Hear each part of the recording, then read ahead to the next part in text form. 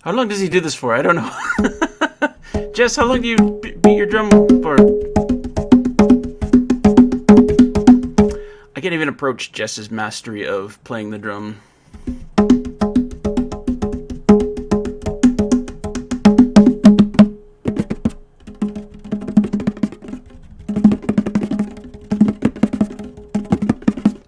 Alright, that's probably enough of that. Probably, I don't know. Pack up your babies and grab your old ladies. It's time for beer, blades, and bushcraft. Hold on a second.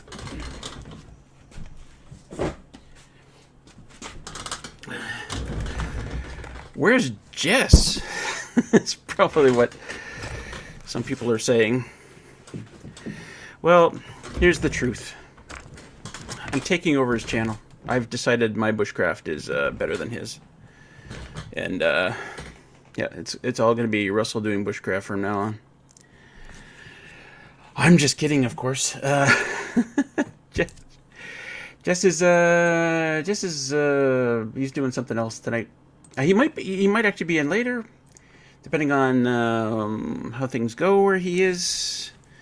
The thing is, here's what happened. Jess said, "Oh, I can't do my live stream Tuesday night because I'm doing this thing." And I said, "Oh, you know what? You could add me as a co-host in StreamYard, and I could do your live stream for you." And he said, "Yeah, that sounds good." So we're not sure why I just thought that was a good idea. But anyway, here I am.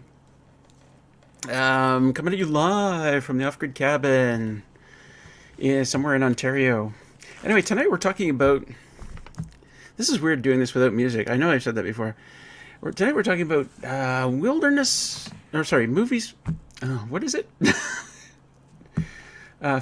Movies set in the wilderness. And it could be anything from, gosh, I really love the scenery in this movie, to, hey, they did bushcraft in this movie, to, hey, it was a survival story, you know, in this movie. So it doesn't have to be anything in particular. I was thinking of the movie Alone earlier, where they had to start eating each other. Bit of a survival movie in there.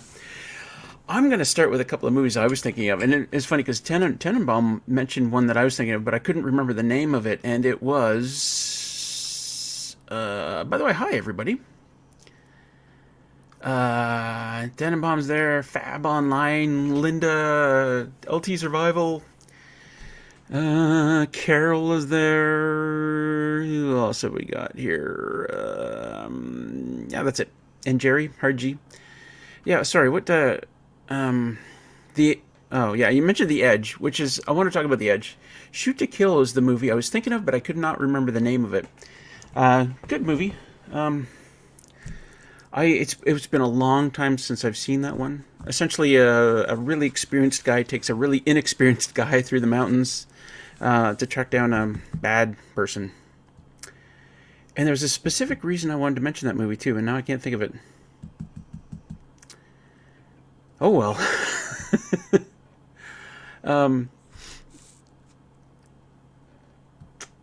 Anyway, I want to start it with... I've got a few of my own, of course, that I'm going to talk about. I want to start out with Brokeback Mountain. It's a movie I make fun of all the time. But like the other night, we were watching... I hope I'm not giving away any spoilers. There's a new Western era movie with Benedict Cumberbatch. I don't know how to say his last name. And at one point I turned to City Girl and I said, I think it's Brokeback Cucumber Patch. But anyway, I really love Brokeback Mountain because of the scenery. It's wonderful. The cinematography in that movie is just amazing. And not to mention the fact that it was set in a previous era before before, cutting edge sleep system, really expensive sleep systems came out. These guys are just roughing it in a canvas tent in the mountains. They got a bedroll, they got a couple of blankets. they're using fire. They're no Coleman stoves. They're using fire to cook their meals and stay warm and stuff.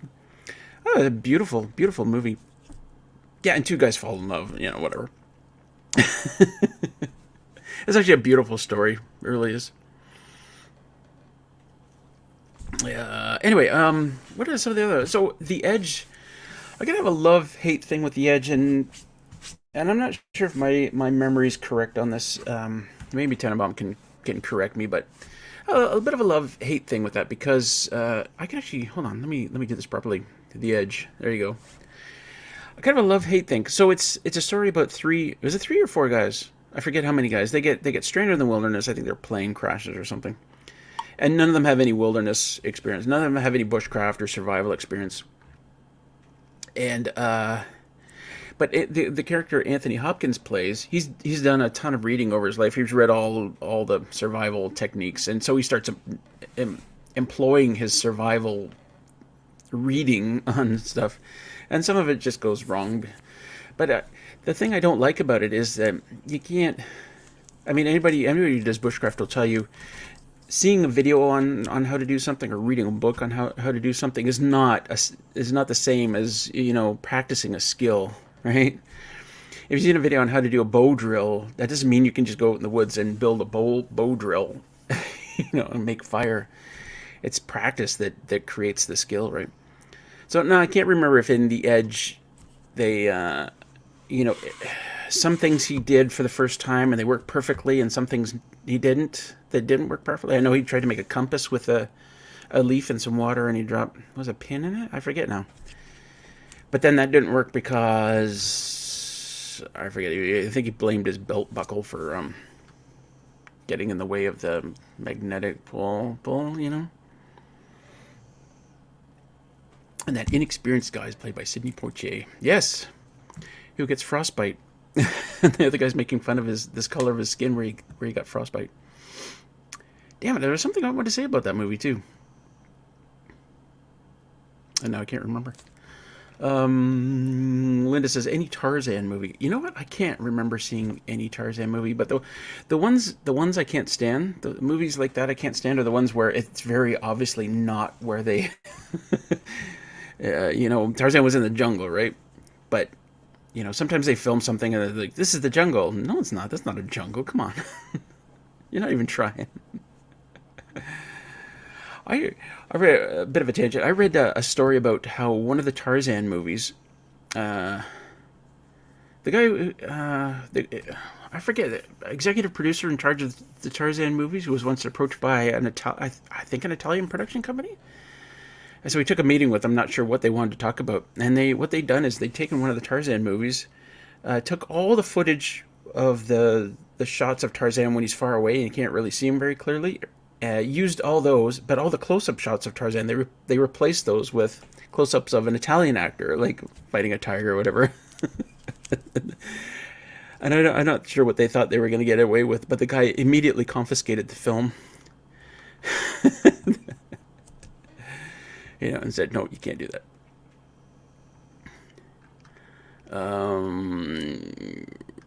Where were we? The Last of the Mohicans. Yeah, I think I've seen that. Let me look it up here. I gotta have IMDb open here. Mohicans. Daniel Day-Lewis. I don't think I've seen that.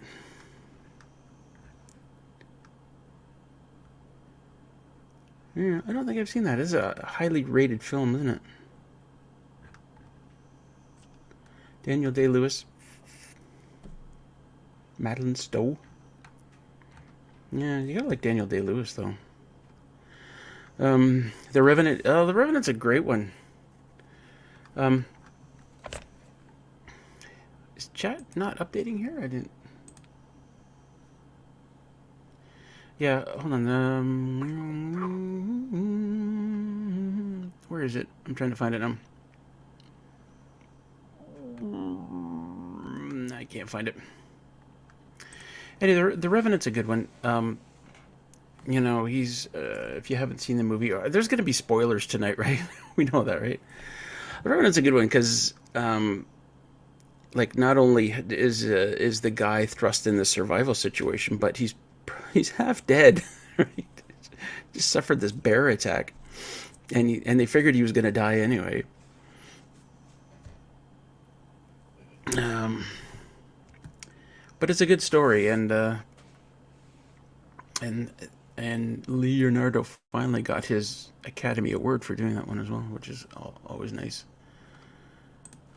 to see. I mean, the guy deserves it. The guy's done some great roles. Black Robe I haven't seen. I'm pretty sure. Black 1991? Just what missionary named Black Robe by the natives and a small party of companions tried reaching the Huron tribe in Canada, all while facing mistrust, Iroquois warring parties, and harsh winter conditions. And how were the First Nations treated? I think the First Nations were treated differently in those old movies. LT says, finally someone succeeded.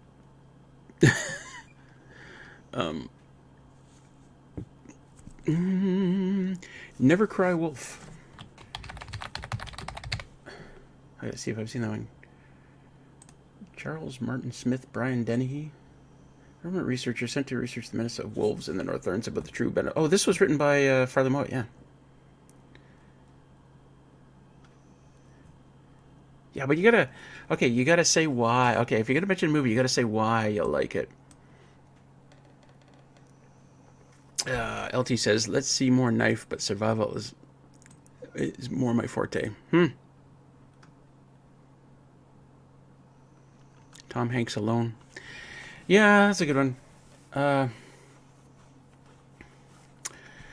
a good one in that I like how he goes through all those FedEx packages and he finds all this stuff and he doesn't know what to do with it. You know, these old VHS tapes, don't know what to do with that. This leather mini skirt, doesn't know what to do with that. These ice skates, doesn't know what to do with that. But he finds a purpose for all that stuff, right? He uses the ice skates to chop down trees, and I don't know his method of making fire though. Rubbing that piece of wood, just going. I don't know, would that actually work? There's Serge. Am I saying that right? Serge. Bienvenue. So what's the subject tonight, aside from stream hijack? That's pretty much it. We're hijacked Jess's stream.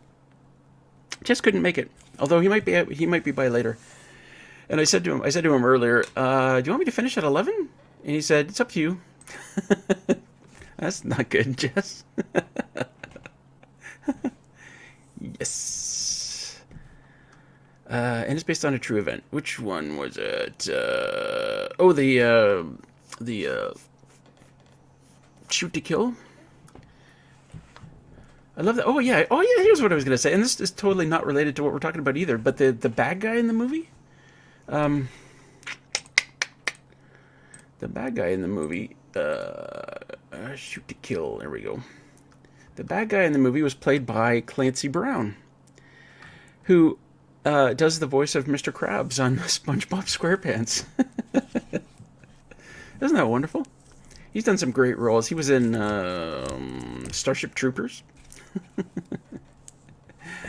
I think he was the sergeant. Medic! Linda's having some Guinness tonight. Not blueberry tea flavored Guinness. Oh, yeah, so... I'm not doing any of the Jess-isms, am I? If you're watching this video time shifted to another night, essentially if you're not watching this video live, then thanks for coming out, and please hit the thumbs up and leave a comment, because Jess will certainly read it. Is that what he says? I don't know what he says. And yeah, we're having a brew here. Yeah, just a Budweiser. But I've got some other interesting beers in the fridge I might get to later. We'll see. I don't know if I'll drink anymore. Hope you're having a brew or something. Yes, Serge. What's your favorite film set in the wilderness? Alone as all the psychological aspect of survival. Alone as all the fire saw in a real method. Jeez, LT. Fire saw is a real method. I'm not sure what you're talking about. Not Shoot to Kill, Clancy Brown, The Revenant.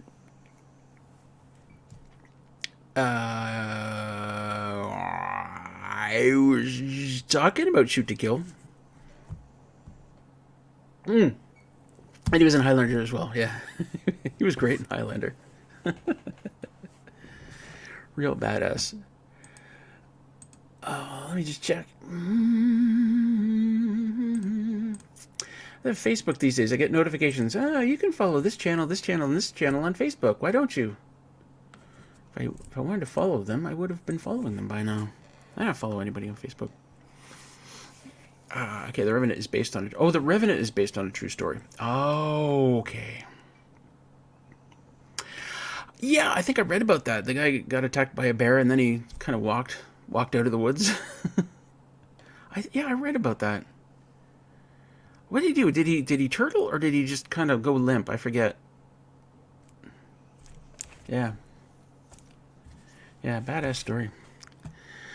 Alti, alone as the psychological aspect of survival. Alone is the psychological... Fire saw is a real method. I'm still not sure what you're saying, LT. I don't know if it's a wilderness movie or more of a historical one, but I can't help to think of The Last of the Mohicans. I think it's because of the scenery. Yeah, well, that's why I mentioned Brokeback Mountain earlier. The scenery is so beautiful in that movie. Linda said, you don't want to watch my Guinness pour. Well, Guinness isn't a bad pour generally. It doesn't foam up like crazy, does it? He went limp, and when that didn't work, he went for a knife and eventually gun. Get me on, I will explain. Oh, okay. Well, I'll tell you what, I can put the link here in chat. If you're not one of the regular people who comes on just a stream, I'm not going to add you in. LT, you're fine, of course.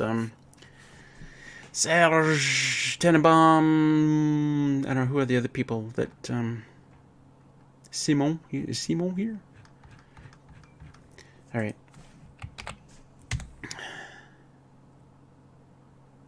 Oh, that came up as Raindance Bushcraft.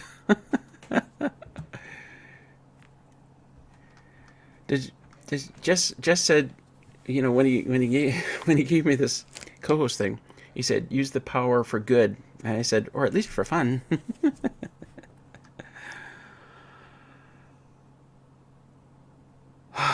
Why do I have my ear thing in? I can't. We're not listening to anything. Jeez.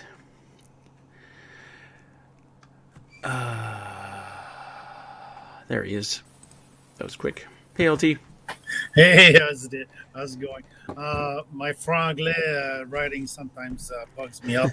So, yeah, Alone is a great movie. I use it for teaching all the steps of the survival psychology, the aspect of psychological, the head aspect of the survival, because it goes through steps. At first, he doesn't believe it. And then he gets angry, and then he tries to pick up the package to deliver them because he has not accepted he's alone. He's not going to be recover, and then he goes again and again and again. You're talking about Castaway. Oh yeah, Castaway, Alone in French. Yeah, I always. Oh, I see. Castaway, yes, Castaway. So Alone in French. Okay, that's the confusing part because Alone the movie was the plane crash in the mountains, right, where they eat each other. Sorry, yeah, that's the the football team. Sorry, I mix them all the time. I say Alone, but it's Castaway or Solomon in French. So Tom Hanks basically plays all the steps that people will go through when they're in a real life survival situation. So I'm using that movie to have the people realize what are the steps and what can come to when he hurts himself doing the fire saw, the friction. It's a real method. And when he finally throw the sticks on the tree and it split, it gives him the little notch that give the air to be able to burn the stuff. The same way we use friction bow thing that it's supposed to work, but if you're not very good at it or your stuff is not dry, it's going to be long. So it's very difficult Yeah. method, but they're working. Yeah. And then he creates company because solitude is one of the Yeah. enemies. Uh, Hurting yourself is one of the enemies of survival. The tooth becomes an enemy because it's getting worse and worse and worse. He can't heat. He can get food. So and then the fire is going to permit him to start surviving for real because you got to cook your food. So Yeah. all kinds of stuff like that. The movie is great for that because you see all the aspect. I love the. I love after he gets rescued and he's back in civilization, and the little things like he picks up the little knife and like looks at it, and then later he Yeah. picks up the crab leg and looks at it, puts it back. Well, Or was it the knife? Or it was a lighter, actually. it was a lighter, I think, and all kinds of stuff. All the food he had was like reminiscence of what he ate for 4 years, like crab, Yeah. fish. Yeah. So, and he found out that he had to cook stuff up. Coconut will get you to the bathroom quite often. So, so we see that happening, and he survived first on coconuts, and which is pretty good. But I mean, God, that must be a bad diet. And one phenomenal thing Tom Hanks did, they started the movie, and then they cut the movie for the 4 years, and he went on a physical diet to shed every single pound he could. Yeah. And the skinny Tom Hanks is the real one for like months Yeah. after where they started filming again. So that was I quite thought it was. impressive. I thought it was something like 9 months, like he dieted, something Yeah, like that. that might be, yes. I That was a. didn't That was a. research very much the background of the movie, but what I found is using the movie as a tool for teaching. It's better than me blabbling about something that's not visual. With kids, I mean, for 12 years, 12 to 19, usually I get the older part, so 14, 15. So get them to Yeah. realize that life ain't going to be easy if you're surviving, and that's a good visual. It is. I still laugh at people who say, if civilization or there's some kind of apocalypse, civilization is going down the tubes. I'll just head to the hills and live off the land.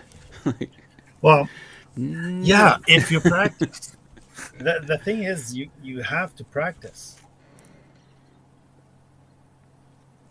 Yeah, living off the land, or Why are my yeah, ears? Okay, I'm trying to keep up with the chat because my chat doesn't show in live stream in the StreamYard. doesn't it? Oh, Should. if I choose comment, yes, I'll see it. Yeah, you're right. Yeah, because it's a chat, private chat and comment. Right.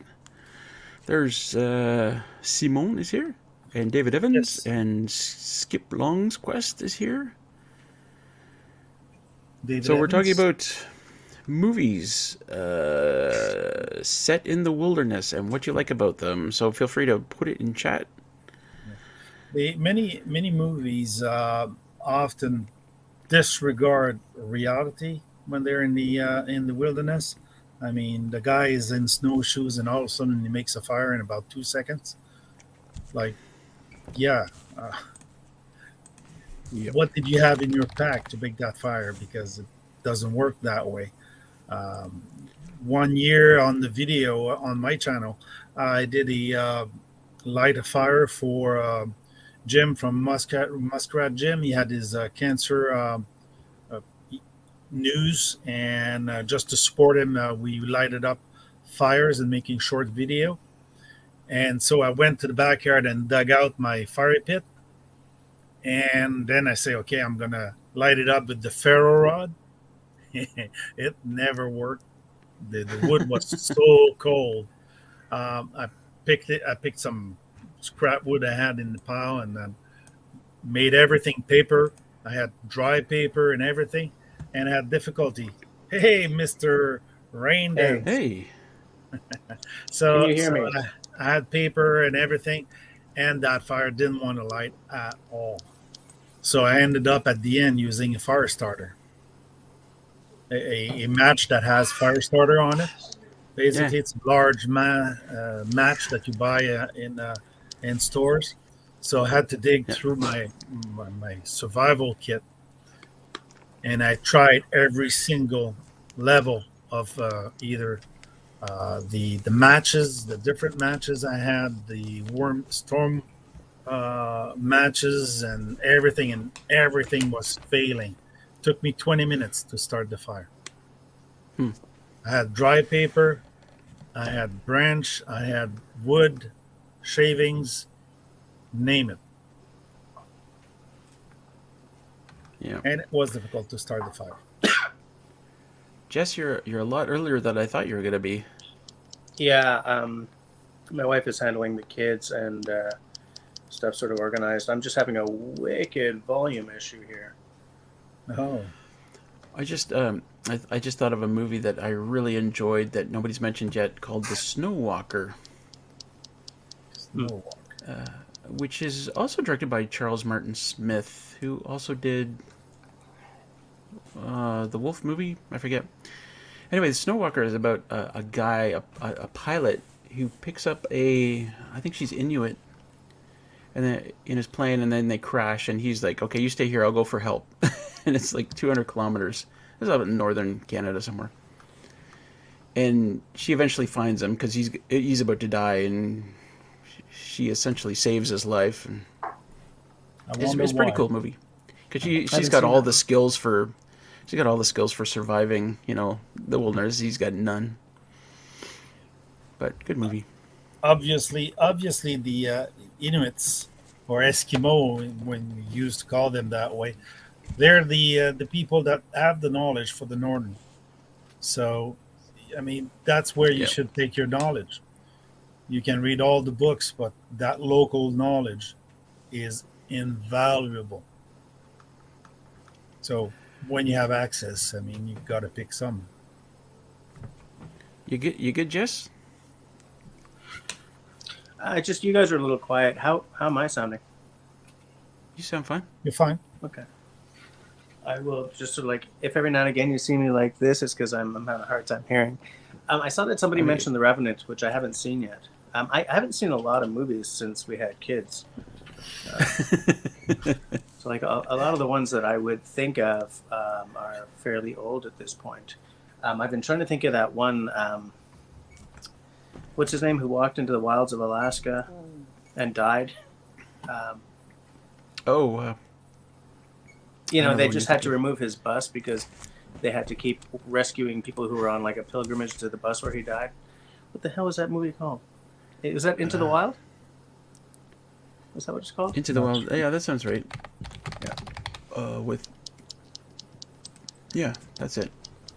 I Charles McCandless. Or, sorry, Christopher McCandless. yeah, McCandless, yeah.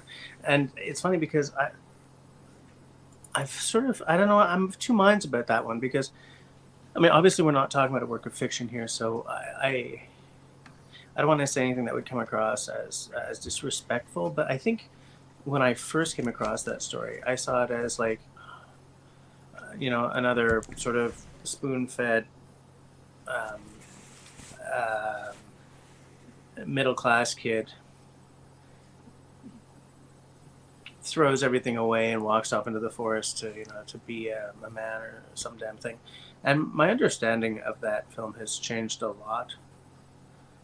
I haven't read the book yet. I keep meaning to do it, but I feel that I would have a better concept of him if I read the book.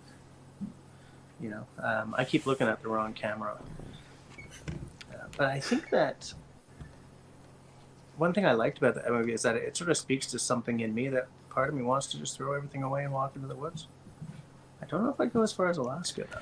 I mean, that's cold. You know All the what? time. People are of two opinions generally about at least the movie. Some people say, he was stupid. He had no experience, no training, no skill, and he wandered into the Alaskan wilderness. Of course he's going to die. He deserved to die. But the other half that people say, he was an inspiration. He was, inspired me to chase my dreams. And I think if you look at it from that perspective, like, if he inspires people to chase their dreams, not throw their lives away, but I have a dream. I want to do this thing. I want to backpack across Europe or whatever. Just go do it. Yeah. Which I think is the real message. Don't. I mean, he did something stupid, but he chased his dream, and so many people don't, right? And that's the thing. So many people don't. Yeah. Exactly. So that's sort of why, when I first watched the film, as I said, I haven't read the book yet. But when I first saw it, I was like, these kids who sort of grow up not having to look. I have a chip on my shoulder because I grew up shit eating poor, right? Ooh.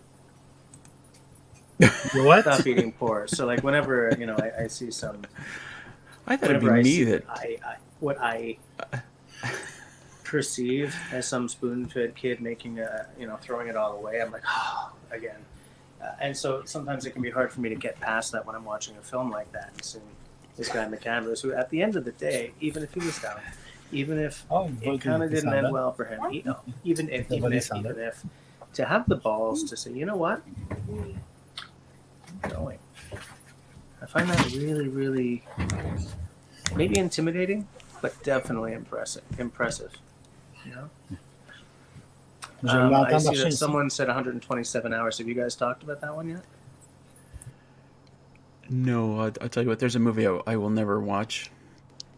Yeah, I don't think I'll watch it either. I have an issue. Not an issue, but I'm a little too squeamish for that one, I think.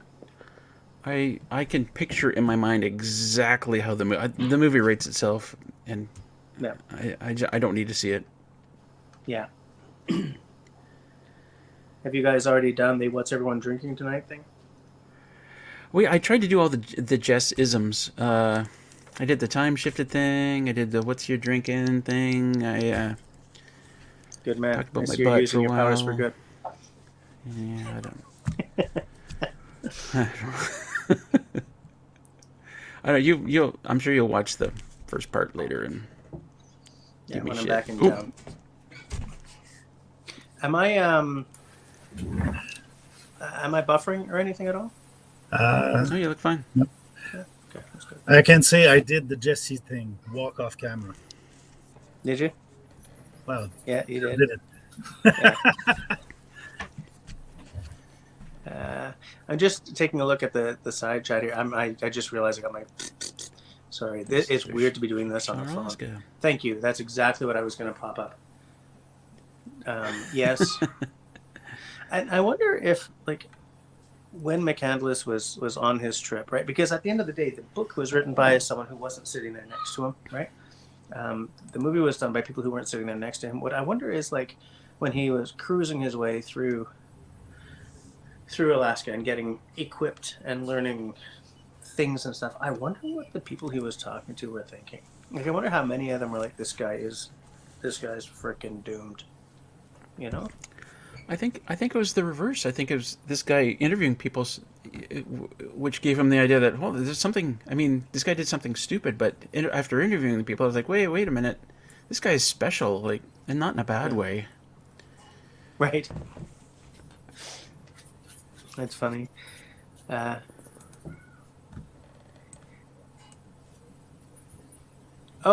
Serge says that he found the movie Wild with Reese Witherspoon not bad as well. Another one I haven't seen. There was a time when it's hard to see this little screen. Serge is drinking tea because tea is a good drink. You're a good man. Sorry about my looking away and not being following. I'm trying to finish the edit of the first video of this year. So yeah. It's going to be Sunday. I just shot the first video this year. Sean says, I would bet most of the locals thought he was nuts. However, he follows that up with, they think I'm nuts and I'm safe with what I'm doing. I often wonder, I know a guy who, he lives on Gachnawage, one of the Mohawk reservations near Montreal. And he's very, very hands-on.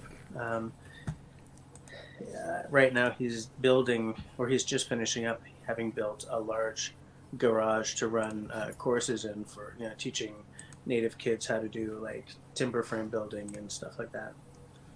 And I often see really often when someone asks a really city question, he's like, this ain't your world. Do you know what I'm saying? And so I always see people who live out there in the woods looking at sort of city guys like McCandless and thinking, you just don't get it. And I that's because the guys I know who are really rural, that's sort of a generalized view. As in, I'm generalizing that that's the view they have of these city kids, like me, let's face it. And which is why I was wondering what those people in Alaska would have thought of McCandless as he was. But I think you're right, Russell, in that there was something special about that guy. Otherwise, nobody would care about his story. Nobody would give a damn. How many people walking? What the hell is the name of that fool from Toronto, like 10 years ago now, who watched a bunch of Les Stroud and a bunch of Bear Grylls and then walked off into the woods to survive and ended up dead? Who cares? Nobody remembers his name because at the end of the day, he was just a stupid nobody. You know, but McCandless, there has to have been something there. We had one Quebecers that did the kind of a raft survival course. He's the guy implicated in the survival, and he went on a river trying to go from Bay James or the upper north towards St. Lawrence or Quebec City. And in the first hour, he blew his raft. Right.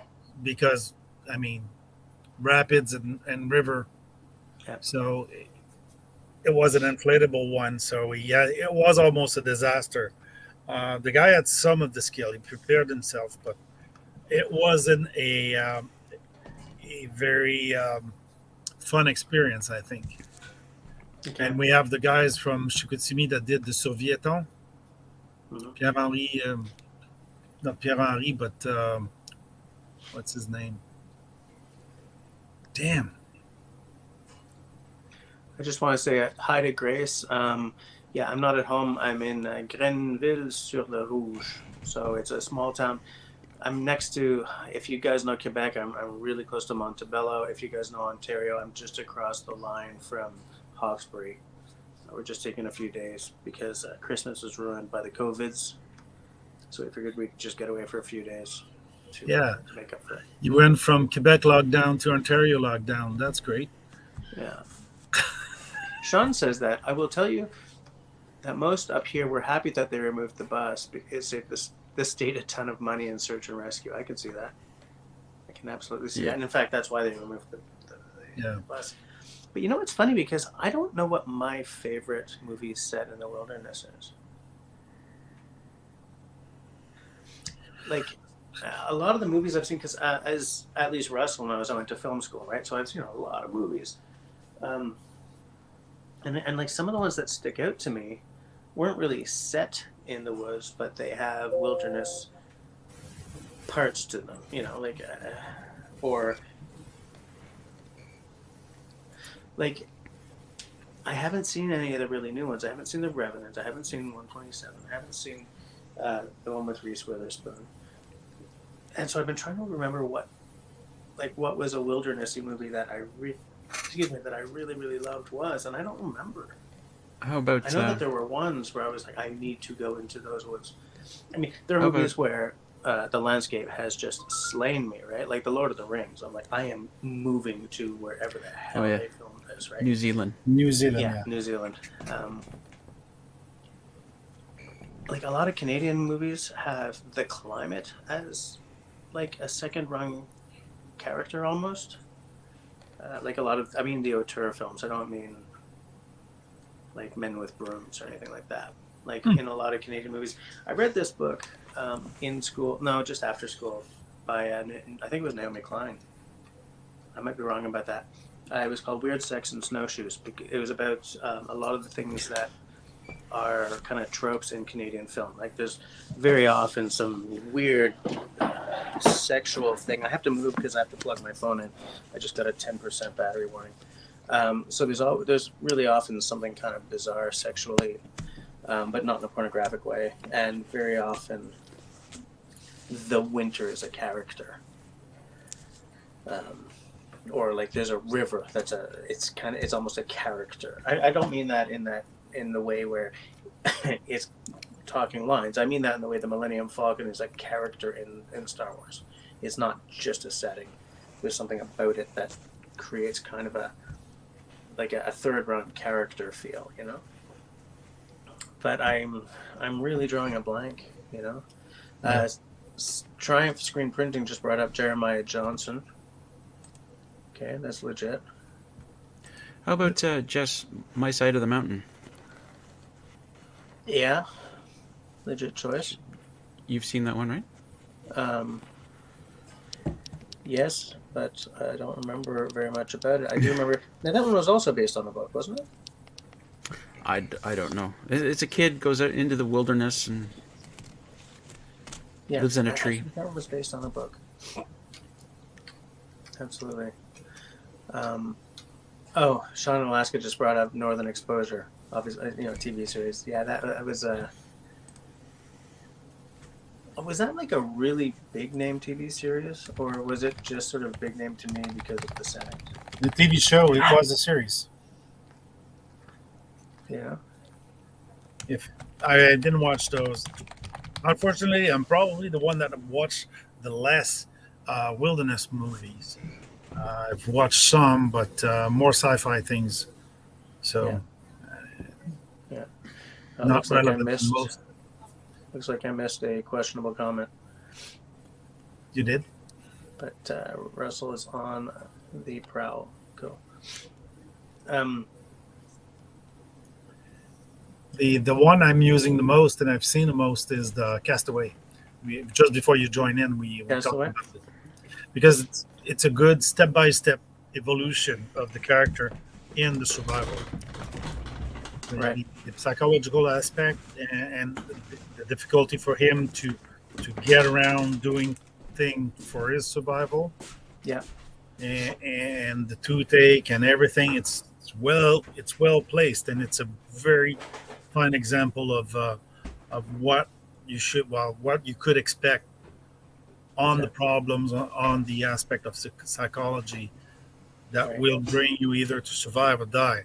So I one of the thing I give the kids I'm teaching survival, and I warn them it's kind of cruel. You either survive or you will die. It's either or. It's like I always say, survival is sort of camping by accident, right? Destiny Fitzgerald just brought up one, Kenneth Branagh's Shackleton. Now, there's a subject for a film that you can almost not go wrong with, eh? Right? Shackleton, I have not seen. She says it's an excellent expose on human psychology. I think a lot of films, a lot of doomed expeditions could make amazing films or terrible films because That looks awesome. The subject matter is so rife and so open to interpretation in so many ways, right? You can, I guess doomed expeditions can really rapidly turn into like disaster porn. Do you know what I'm saying? But if you can step back from that, if you can keep it from just being a disaster porn film, you guys know what disaster porn is, right? Sort of diving into like those catastrophe movie Airplanes, for revealing my age. Airplane 1979, Airplane 80. Films that really sort of dwell on the tragedy and the bleakness, and just give up everything to the disaster aspect. But if you can pull back from that a bit and be honest with the story as much as you can, then I think a lot of doomed expeditions could turn into really good sort of heroic films. Like I often think, when I was in film school, I often thought, like, okay, 2 projects I would have loved to have done as like my final project. I would have loved to have recut 2001 to take out all the stuff where they were showing off what they could do with the technology of the time. Like the ship landing in that big space station would have been like 20 seconds rather than da da da da da da da. But the other thing I would have liked to have done was figured out how to shoot a Donner Party movie without diving into the cannibalism and stuff as like a main central theme. You know, find a psychological story to tell there. Sorry, can you... A Donner Party? You know, you remember the Donner Party, right? In the States, went west, ended up in the winter, ate each other, everyone died, or almost everyone died. Is that a movie? No, I mean, well, there was probably a movie at this point. Serge has brought up, has no one said Dances with Wolves? No one I saw said that. Yeah. This is a long time. I hadn't thought of it, but you know, it does. I think that counts. It kind of, but it's also an adaptation to another culture. I think it's more a survival within a new culture. You adapt to that culture, you get eliminated. But yeah. Hey, Alain Belso's here. We got both the Belso boys. Alain, one day I want to talk to you about lenses for shooting birds. I want to get a better lens, but I do not want to spend $1 bazillion. Austin says, okay, check this out. Whoops. I just totally lost it. God damn it. Okay, right after a sales set, has no one said Dances with Wolves? Shawnee said, are there any movies filmed in northern Sweden? Those woods look really beautiful there. I'm sure there were. Canadian says, the Swedish are far too logical and know wilderness hardship and are pretty sure they are just too sensible a people to wander off into the woods unless highly prepared. Or highly drunk. I mean, let's face it, they're still human, right? Austin's Corner, however, this is what I was looking for. In no particular order, Fly Away from Home, Far From Home, Castaway, Slow West, and The Wilder People. It's a nice little list there, although I've only seen half of those. Yeah, me too. yeah.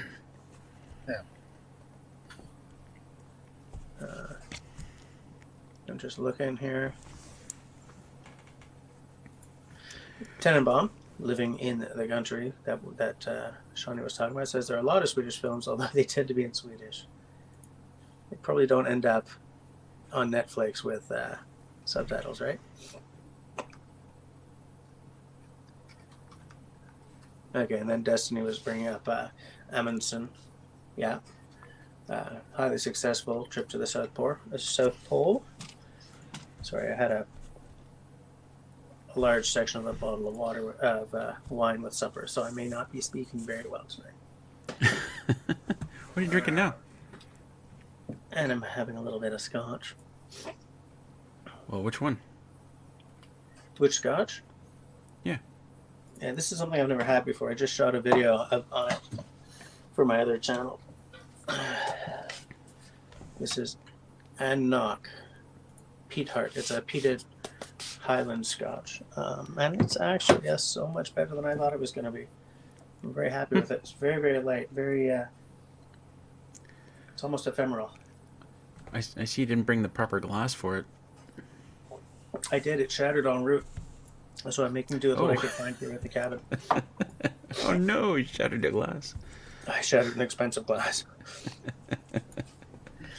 Oh, I tell you what, this is totally off topic. I had this bottle of Coke around for like 30 years.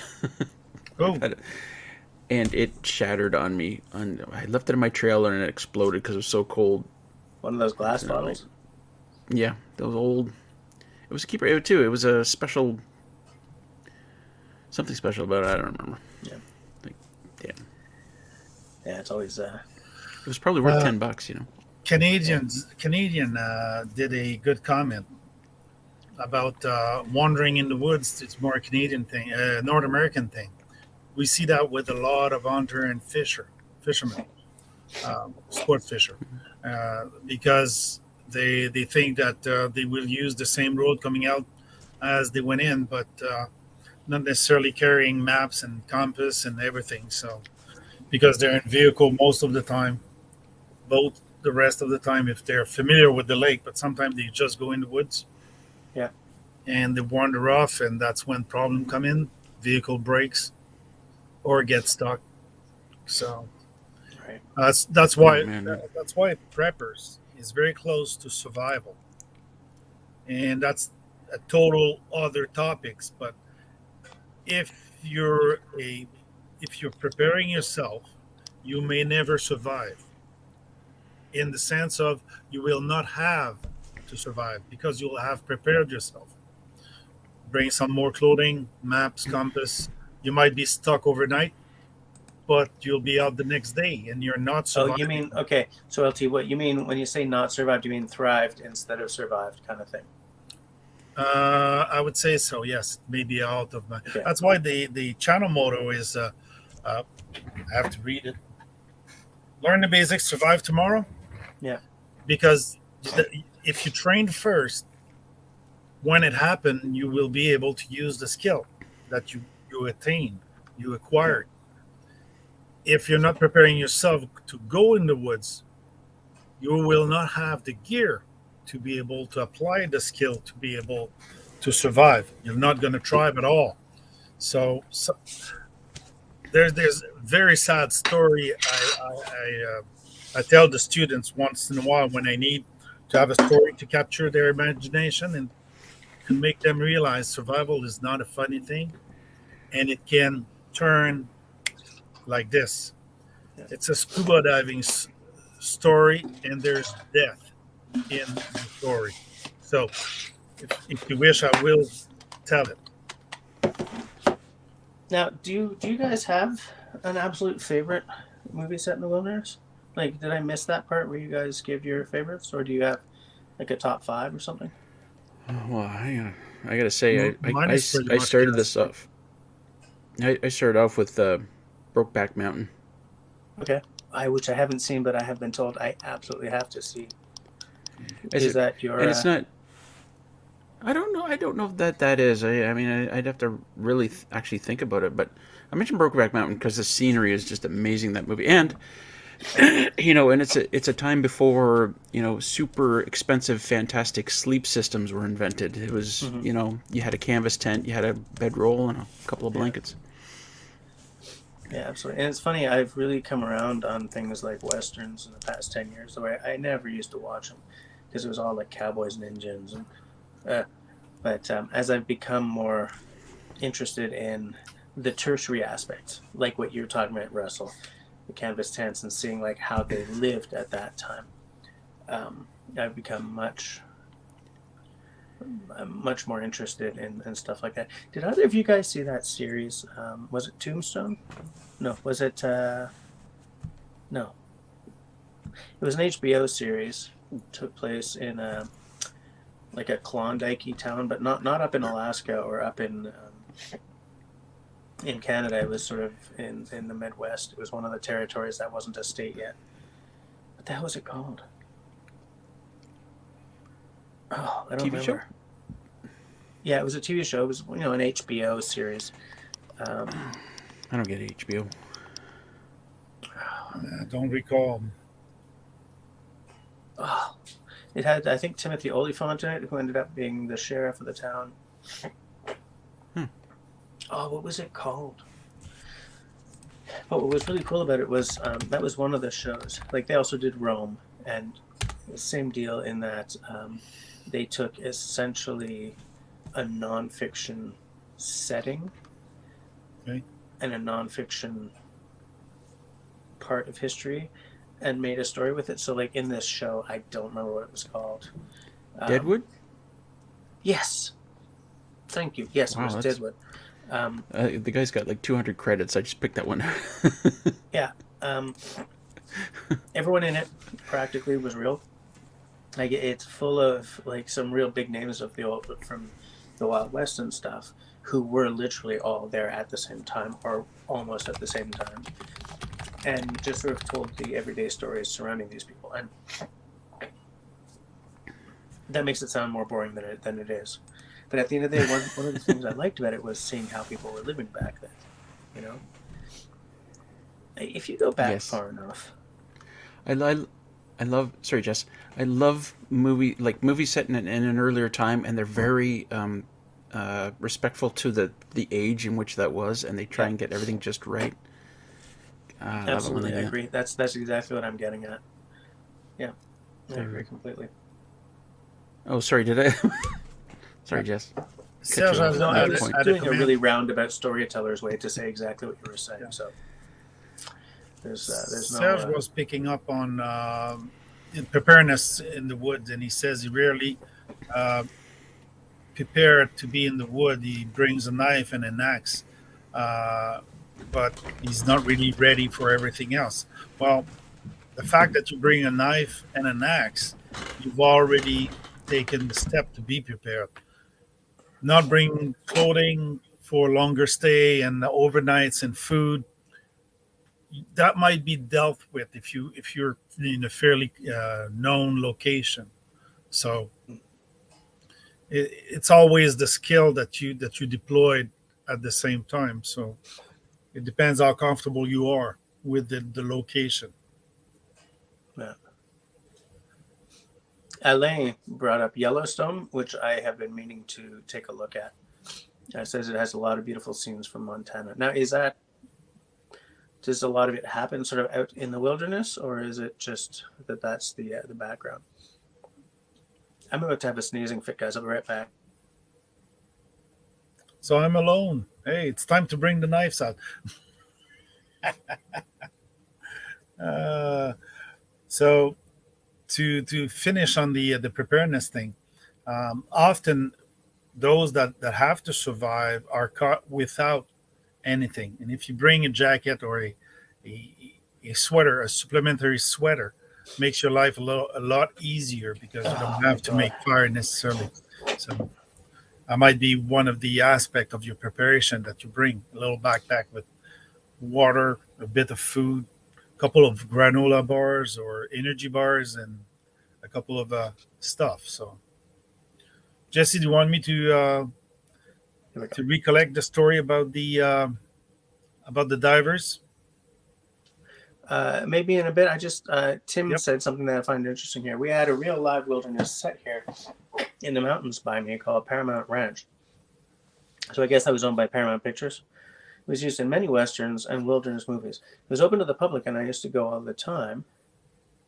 But sadly, it burnt down during the massive Woolsey fire 3 years ago. Now, you know what's funny about that is that imagine a movie set in the wilderness, shot on what is essentially a huge lot like that, set on a, like, filmed on a wilderness set rather than actually in the wilderness. That's pretty meta. You know what I'm saying? Thank you, Camping Canuck. Yes, that was a hell of a sneezing fit. But I did would get love to it if mute it before if they going. did that here, like if a movie was shot here, because there's so much diversity in my property. Just come here and shoot a Yeah. movie. I think that'd be awesome. The when they're in real environment, it makes up also for the realism of the scene. So they don't have to have special effect or something. Obviously, fighting a bear, it might be difficult for real.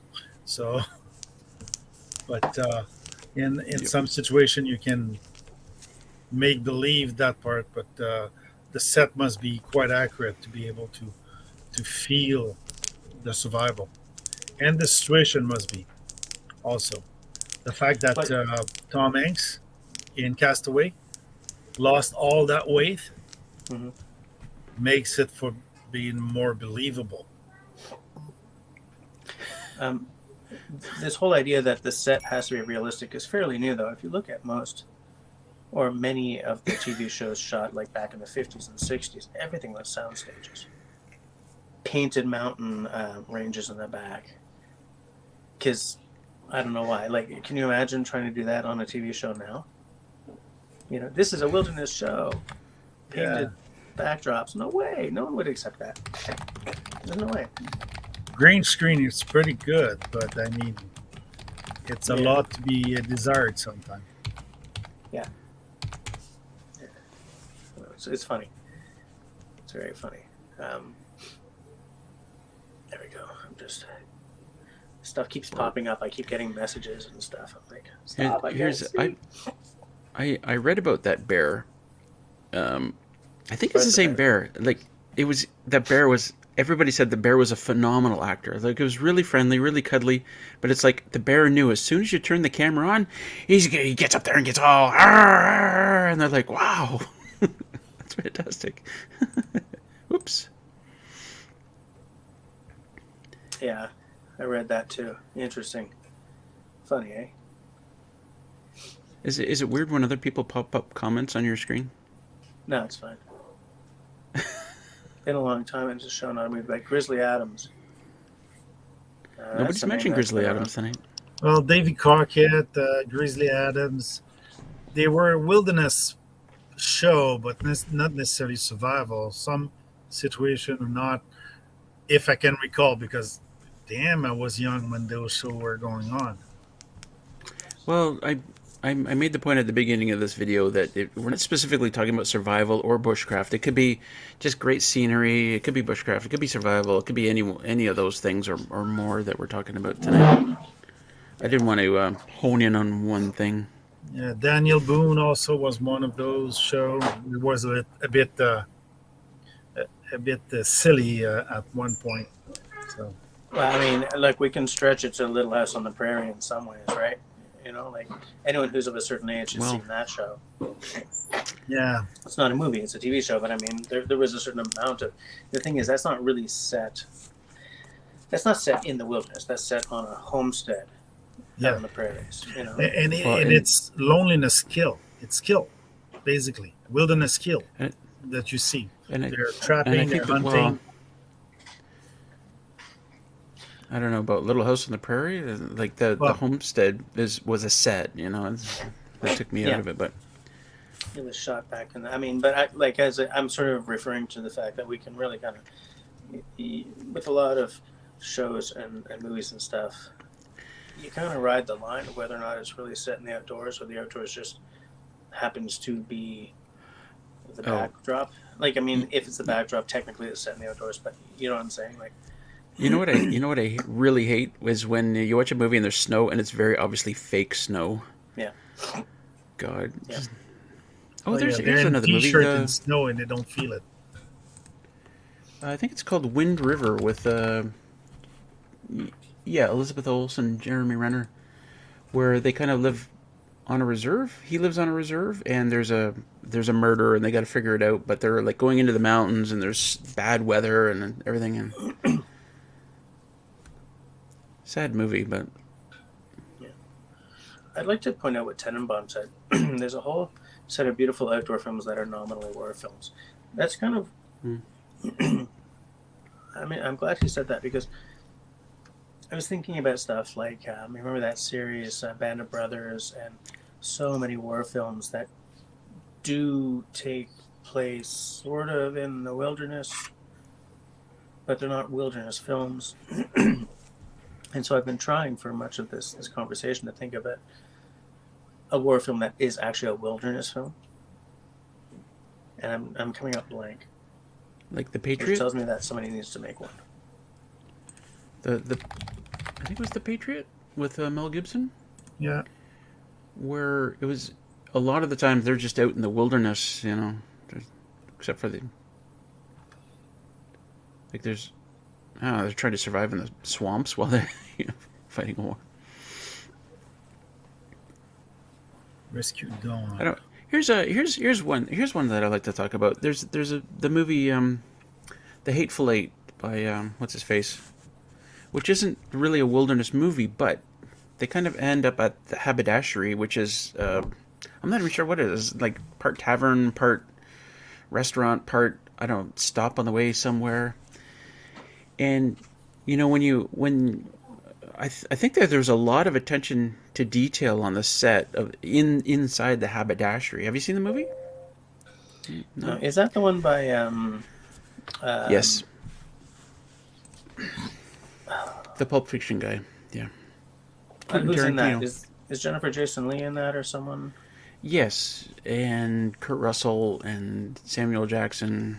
And Kurt Russell destroyed a guitar that was an actual antique. Yes. Yes. He didn't know. He thought he had the fake one. Yeah. And her reaction Jennifer's reaction is just, she's like, whoa, whoa! Yeah, and that Because was she knew it was that the real one. absolutely from the heart, yeah. And they kept it, yeah. I sort of gave up on that director about 6 movies ago, so I haven't seen it. And I think that I may have made a mistake by not seeing that yet. Well, he's one of those guys, like, I kind of hated the, what was the last one he did? One Night in... I'm drawing a blank on it, too. Oh, there's a Kill Bill 3 coming out. Wow, that's weird. Oh, Once I Upon a Time in gave Hollywood. up. That's around when I feel that he only had 3 really good movies in him.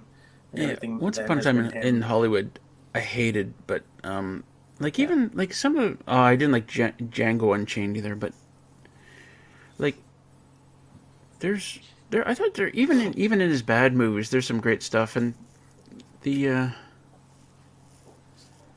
and I feel the same way about what's his face, oh crap, I've got the blank Mute myself when a it second, comes to guys. In the sci-fi side, is Armageddon a survival movie? pardon me. Armageddon with Armageddon. Armageddon, yes. Is that a survival movie? The part that they're in the asteroid. Well, we're talking about movies set in the wilderness, so I don't know. It's not really. Angie's asking, what about The Gray? I don't know that one. The Gray? That sounds familiar. The Gray is that the guy that became a native? Okay. No, I think that's the one where he's being stalked by wolves. Him and Liam Neeson, him and a group of guys are being stalked by wolves, and Okay. Oh, so Grey Wolves. the scenery might have been good in that movie, but that's it. All right. Fair point. Fair point. I mean, hey, film set in the wilderness. There's a whole Dick Prenneke body of work, right? There's what's his name?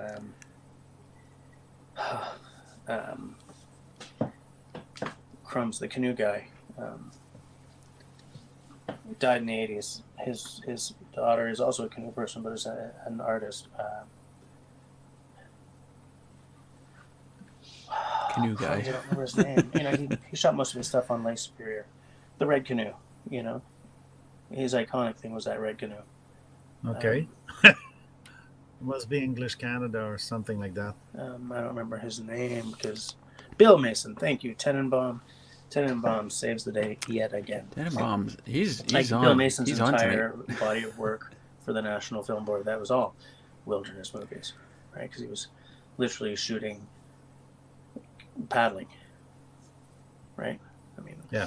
Well, him and you're getting in that. that's a You're getting different set of wilderness movies. Well, we're getting in the realm of like YouTube videos, where we could start talking about YouTubers who do great videos out in the wilderness. And Well, bushcraft, we should stick fieldcraft. with It's fictional all movies. usable, but But isn't there a line between a guy like Bill Mason or Dick Prenneke or Ray Mears and an actual YouTuber, though? Oh, well, Ray Mears was pretty much living out of it. I would put all that in the same sphere. I mean, we're talking fiction.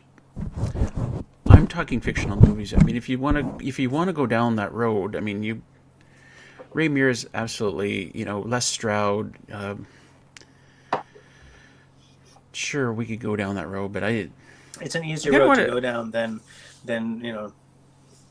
Brokeback Mountain and stuff like that, for sure. That's the low-hanging fruit, I guess. But movies are more interesting because you get in the realm of, well, did they do it right?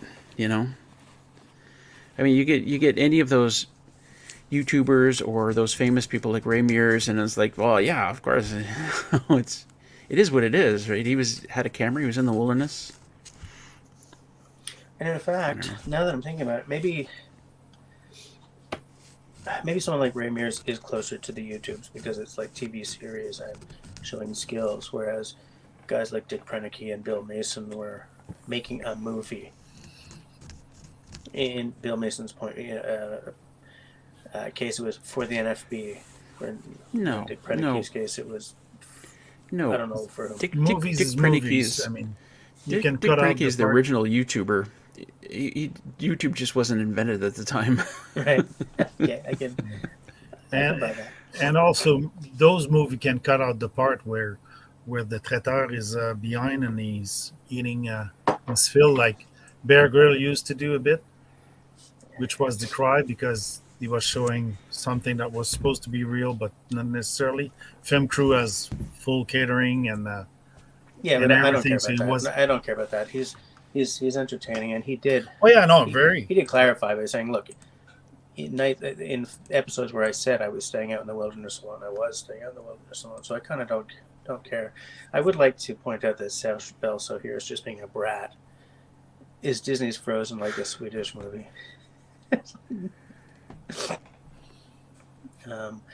Elaine, by the way, Russell agrees with you. He didn't like the gray. I didn't even see. Well, I'll tell you what it is. I'll tell you what it is with movies like that. And there was another movie with Val Kilmer that was similar. By the way, somebody said can survive. Oh, is it Tannenbaums? Can survival occur off of Earth? I think by definition, if you're off of Earth, you're in survival mode. You're in space. You're on another planet. You're everything's trying to kill you. Everything. Yeah, absolutely. Being off the Earth is like being in Australia. Survival happen also in diving, in extreme sport. If something goes wrong, you will be in survival mode. But guys, not all wilderness movies are survival movies, right? Not necessarily. There is a heavy No. correlation, but Well, no. As I said earlier, I didn't want to just talk about survival. I didn't want to just talk about bushcrafting movies, any of those are like just great scenery in a movie, which is kind of where a movie like Wind River comes in. Like there's a murder going on, but they're traveling through these mountains and there's snow and it's a gorgeous movie. Yeah. The Absolutely. the wilderness aspect of it is most movie set outside. It's pretty awesome. They choose the set for that. Is the context of the movie will teach you anything on survival or living off the land? Not necessarily. Yeah. But sometime it'll bring up some questioning at least. Yeah. You see a guy starting a fire with two rocks, and is it possible at all? Yeah. Then you're going to make the research and find out that's impossible or almost. Yeah. Both the Belso boys have just said, Serge said something funny. Isn't Sean James kind of the YouTube equivalent of Dick Prenike?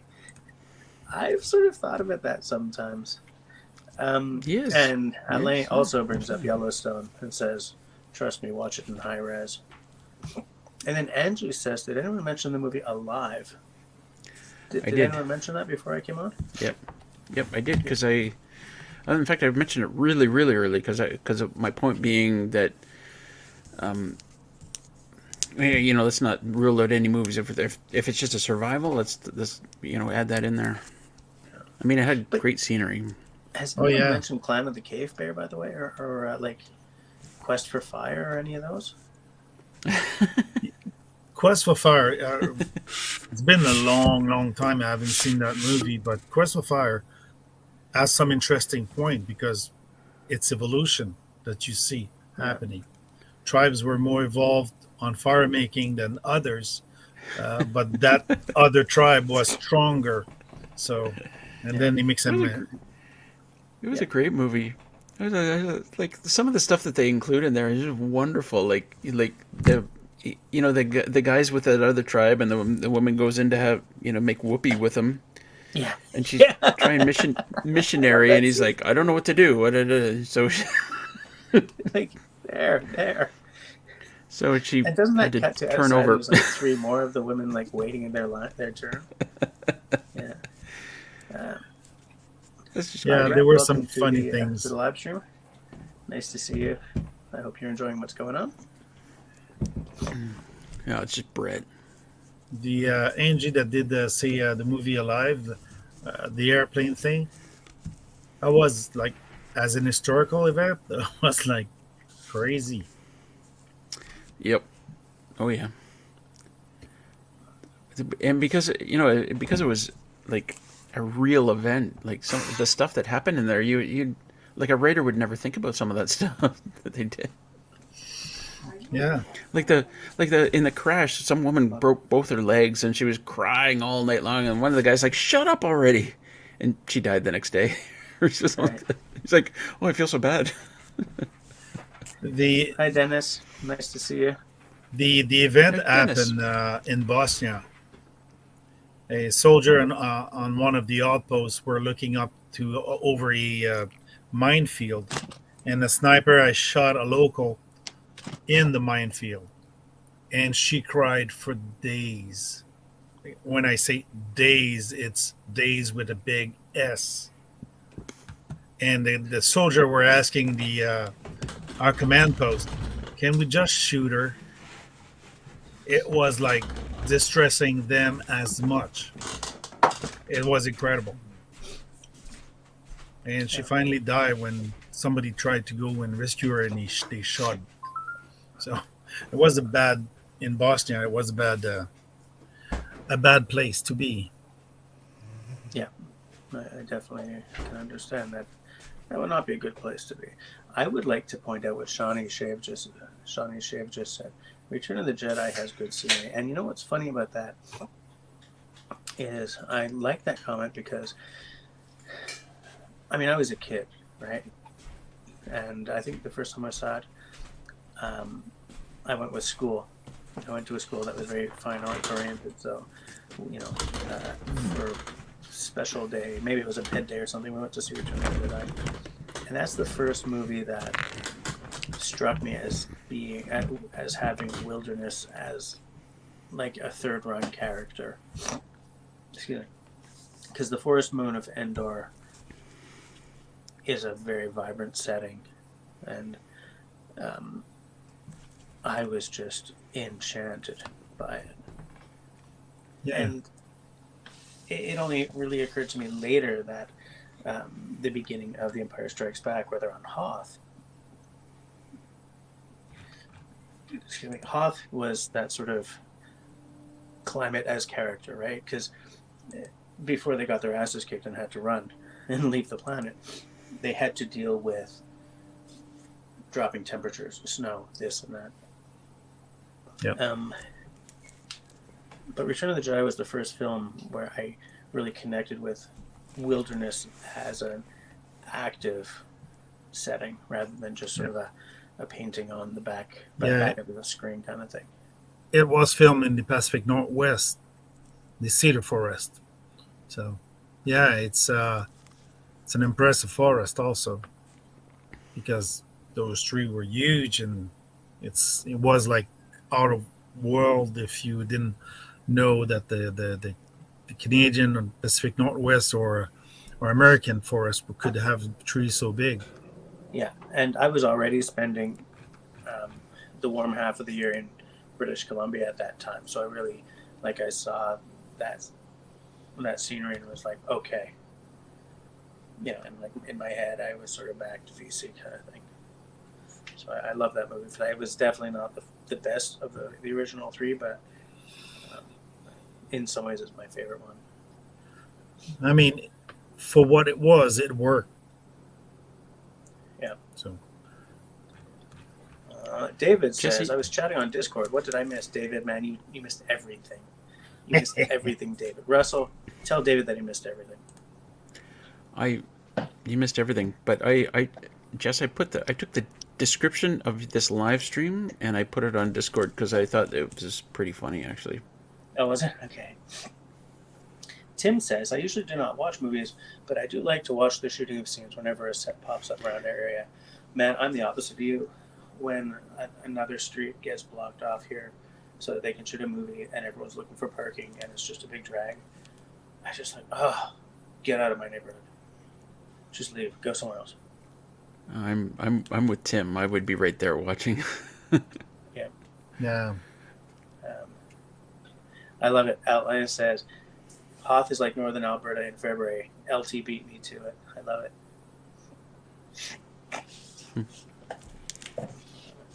But you guys know what I'm talking about when I mention climate or the environment as a character, right? It's something I have to deal with. Yeah, well, it's something the actor has to play around. Yeah, and it's something that the characters have to live through rather than it just being, like a lot of movies set in New York City are just there, but they could be Singapore, they could be London, they could be Montreal, they could be LA. And then there are certain films set in New York where New York is really part of the action. Like anything Woody Allen did, right, was a New York movie. Whereas a whole lot of movies that take place, they were just there because it's easy to market a New York movie. Like, how many big disaster films, we're getting off topic here, so I'll be really short. How many big disaster films have a scene where the Statue of Liberty gets blown up right before or right after the White House? And then the Eiffel Tower, and then, like, Big Ben or whatever. But those are maquette most of the time because they cannot afford to... Doesn't matter. I mean, what I mean is that those settings are those settings because it's easy to market those movies rather than it being part of the story. Yeah, Spider-Man had a web in between two of the World Trade Center tower, and they fell off just before. They had to remove the scene. So, I mean, he can shoot his webs anywhere. There's nothing about him that says, a specific geographical spot.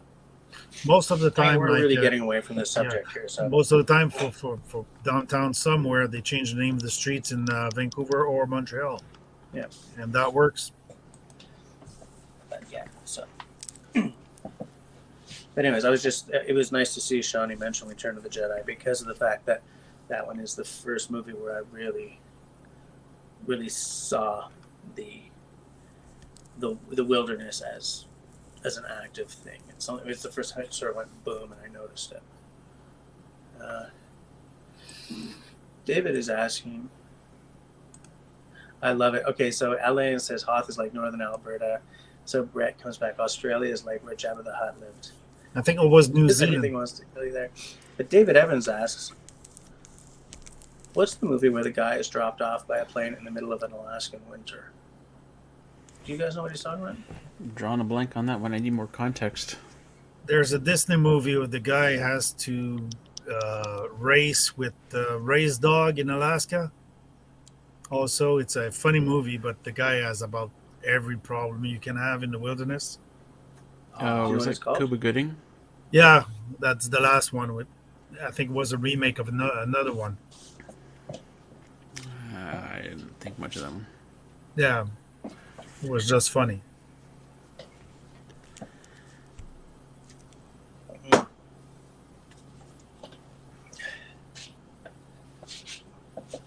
I don't think I'd want to be dropped off by a plane in the middle of an Alaskan winter. Well, it kind of depends where in Alaska.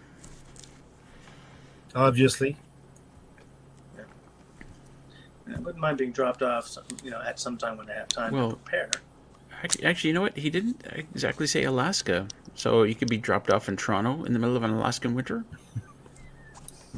Yeah. Beats the purpose of being dropped off by seaplane. Russell. I was dropped off in Florida in the middle of an Alaskan winter. Easy survival situation. Okay, David Evans says that My Side of the Mountain is a book. Yes, we read it in grade school. Okay, so that answers my question from earlier. They made it into a movie, right?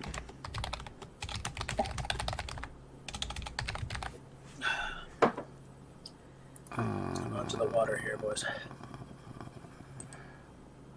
Incidentally, I have no idea what time it is because when we're doing this... 22:25. Sorry? 22:25. 22:25, okay. So I'll trust Russell to keep us on time here. They made it into a movie. It was done in 1969 of all time. I just Googled the survival movie, and some of the one that we didn't think about is The Road, where it's a post-apocalyptic movie, and The Martian, which the guys make a garden and everything. But that's not a wilderness movie at all. I mean, it's funny how many post-apocalyptic movies, like A Boy and His Dog, is not a wilderness movie, really. I mean, spends a well. Is it? Am I going too far back here? A Boy and His Dog with the You Miami haven't seen A Vice Boy guy? and His Dog? It's like a post-apocalyptic movie. I think that's Don Johnson, a really young Don Yeah, Johnson. Don John. I saw like half of it and I turned it off.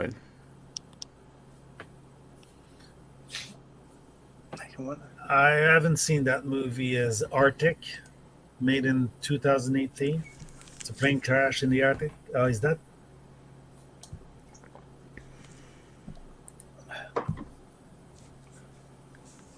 I mean, there's a movie made about the crash of the C-130 that was going to Antarctica. Yeah. It was like okay, wasn't the greatest of them all. Serge is asking, anyone's seen Call of the Wild? I've read the book, but they made a movie last year with Harrison Ford. You guys seen that? Really? I have not. Nope. No? I haven't seen either the 127 hours, the guy that gets stuck underneath a rock while climbing. Okay. Yeah, I haven't seen it. Yeah, okay, so The Call of the Wild is a remake of a Charlton Heston movie back in 72. Okay. Which I have watched. We'll just take a quick question that's off topic, but Steve Meto says he's looking for a good affordable knife that would be good for skinning an animal. All right, so do we have half an hour for this answer? Like a Grumman or something. Okay. I'll take this opportunity. For skinning? Okay, but LT, make it fast because it's not on topic for today. I would keep say it under for 20 affordable, minutes. Yeah, no, for a affordable knife, you can go to the how they call it, old timer. Is that it's basically a butchery knife that most people modify for? I know what you're talking about. Old Decree knife. Yeah, they're available on Amazon. You can have many shapes. You can reshape. They're $10.95 knife. They're great. They're great steel. They keep an edge quite a long time, and you can modify them to have the curve to be able to do some skinning. Beside that, if you want commercial knife, then sky's the limit for price. I'd say any upswept blade will do. So you can go to any shop and choose whatever they have. Sometimes they have kit with interchangeable blade for skinning. So you have 3 or 4 type of blade. It's not the best quality, but at least it'll get you started for a kit of knife. So that's the short answer to a very long question. Serge, have you seen Call of the Wild? Nope. Did you like that? I'm not sure. Call of the Wild. I'm going to Google Serge it. asked about it, but Alain says he's seen 127 hours. It was brutal. Alain, Serge agrees with Alain. It was brutal. Yeah, I don't need to see it. Not that. I'm not. I don't require that kind of truth in my cinema. I'm all about cinema verite and everything, but I read a lot of sort of person against the wild kind of books, especially when it comes to sailing and stuff. But like, I don't have to see 127 hours. I didn't read it. I know the guy's story from interviews he's given and everything. And it just crosses the line into the kind of brutality that I don't really need to spend my time with, you know? Yeah. It's bare fact reality that is almost too much. And you know he's going to do it. So, I mean, you're going all throughout the film knowing that at the end he's going to chow it off. And as I said earlier, I could write the movie myself. It writes itself. I don't need to see it. It's going to be brutal. Absolutely. Yeah, Call of the Wild, I have not seen that. or if I've seen it, it's a long time ago. And Yeah. when was that out? 2020? I That's love 2 how years. Canadian is bringing it back to the Russell and Jesse show here about that knife you were describing, or have a few drinks and order one online with your friends. RG. Not sure if I'm going to be able to copy paste the knife. Okay, so I saw the original of that movie rather than the remake. Yeah, it's a remake, in 2020. Yeah, I said Charlton Heston. I saw the original one, and yeah, it's a story about a dog. The ending was kind of brutal. Sorry, guys, I keep muting myself because I'm having a little sneezing fit here, a little cough. Are you allergic to something there, Jess? Well, it might Did be you bring- the fact that this place is heated by a wood-burning stove. I'm not Oh used to no! it. It smells great, but I Did- think it might be. Do you have any? Do you have any antihistamines? Yeah, I think so. Take something.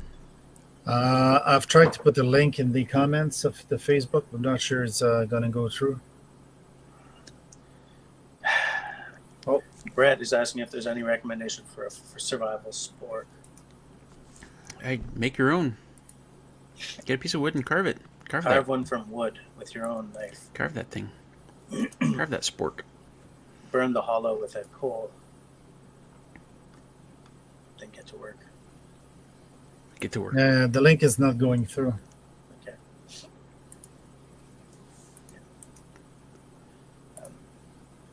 Just going to reduce. I did the mention Clan of the Cave Bear, right? Does that count? I mean, the thing is, when I film this, and did anyone here see, what was it, 10,000 BC? Anyone see that? Oh, the Is it the comedy? It takes place in Mesoamerica, I think it was. Oh no! Just a it's beautiful not movie. comedy. Not a great movie, but which what's the title again? 10,000 BC. Yeah, I think I've seen that. I have. Okay, I just put someone in timeout because I think it was a spam.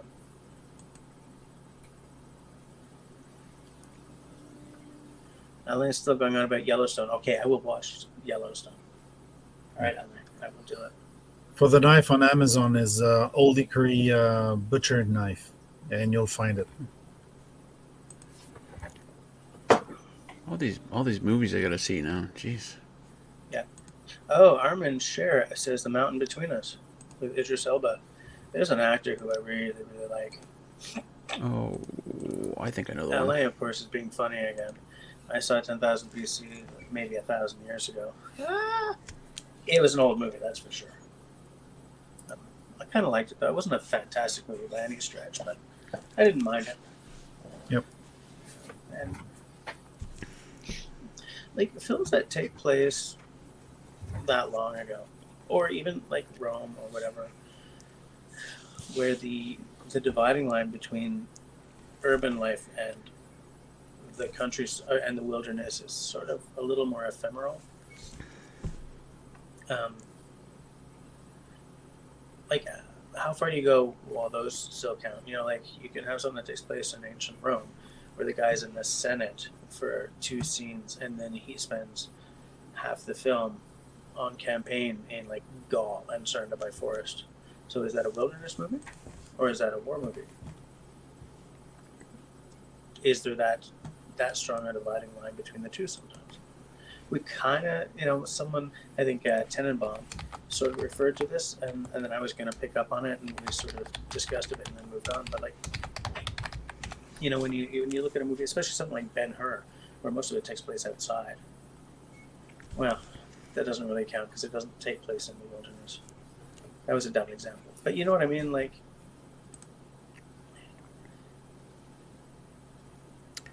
I have no one to blame but all of you have no one to guys. blame, Russell.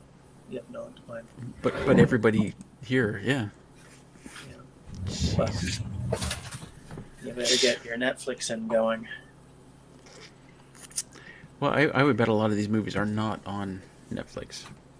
But I gotta throw in Master and Commander which is not exactly a wilderness movie, but I love the attention to detail on the ship. Like, it's so perfect. The attention to detail is good, and the horrible pun told in the officer's mess about the lesser of two evils makes the movie for me. Is it? But It's right out of the book too. Is a movie that takes place in the middle of the ocean a wilderness movie? I think it is. I think that's not an urban setting. You know, That's fair. That's fair. You're out there in the natural world, so I would take Master and Commander. Sure, absolutely. If you like to pay a lot, Spyderco is a knife that with that curve would be not so bad, flat grind for butchering, but not for bones. Butcher knife or He wants I to think that's know. beyond the budget he's looking for. Yeah, that's not a budget. Oh no! First he said skinning, and then he said butchering. Those are two very different things. Yeah. Well, yeah, but they're so related that I think a lot of people sort of conflate the two. Then I'd go with the ultimate. Hey Russell, a lot of people are picking up on your Master and Commander and agree. A lot of people. One? Two. Or no, two. Two. I mean, there's only 21 people here, so two is a percentage. But Tenenbaum brings up Apocalypto. I hated that movie. But I mean, it wasn't a great movie, but I mean, it does sort of the wilderness thing. Here's my description of Apocalypto. It gets worse. Fair. Okay. Gronan Russell, number 4, could be kind of That a could be a good universal skinning knife, yeah. skinning and butchering, but you'll need other tools to go through the bones and everything. So, Canoe Hound, Dennis says 3. number 3. Yeah. What's he He didn't talking buy a about? number 3. He didn't buy a number 3. No. I don't. Oh, sorry. I was thinking of David. Okay, so Dennis, what is 3? Yeah, what is 3? What's Dennis talking about? And how come Dennis isn't on screen with us right now? That's a number 3. Is that what he talking about? I don't think so. That's Slider, I can send though. Dennis. I can send Dennis the link. Maybe. Oh yeah, he says he's got the number 3. Oh, he's got a number 3. Gronan, Okay. so. My bad. I mean, Yeah, David has the number 4. yeah, the number David bought 4, a number 4. the number 3. I have a number 4 as well now, but it's in pieces still. Dennis. So depending on what you What want to do you do, think what you want to carry. Russell, where does Apocalypto take place? Is that one sort of Mesoamerica, or is that one Middle East, or what? I'm trying It's to... with the Mayan. So that would be in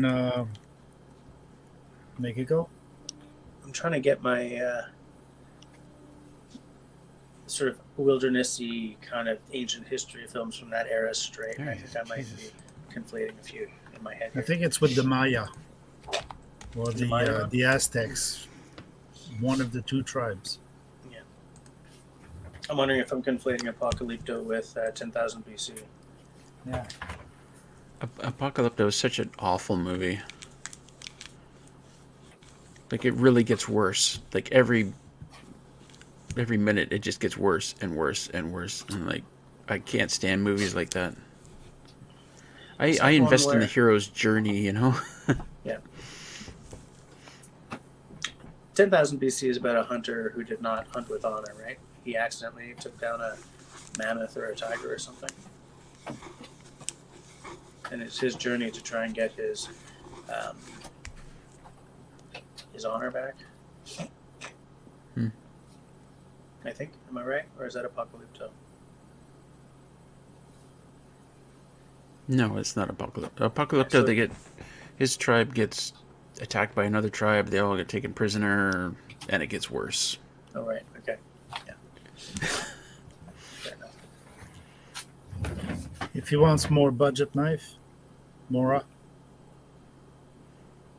That's the Gabbard, but you can have the companion for butchering. That would be Now, nice. see, I said to keep it to 20 minutes, but I'll tell you, you're you're Not there yet, but 1 minute every time. What's Brett Spilker saying here? South American made. Is that a film? something was filmed in South America. South America. Oh no, he's saying okay. It takes place in South America. Perfect. Yes. Okay, I put 2 and 2 together, and I came up with 4 instead of 5 for once. We're good. We're moving. Moving well. Between a soldier and a woman. No jokes, Steve. we don't do jokes on live streams. Dennis, I sent you the Steve, link if you want to join us. I got a bummer. Really? Take an antihistamine, Jess. Oh my god, guys, this is crazy. Aha, I did it. Holy, you got me in already. That was quick. Hey, I was on the ball. Oh, you're you sold me out and you're working for Jess now? No, I just Actually, I didn't know if I was gonna have enough signal to do the live stream at all, so Russell started it for me tonight. Oh, Dennis, he put me on as an admin, so I actually started the live stream. I was doing everything. oh wow.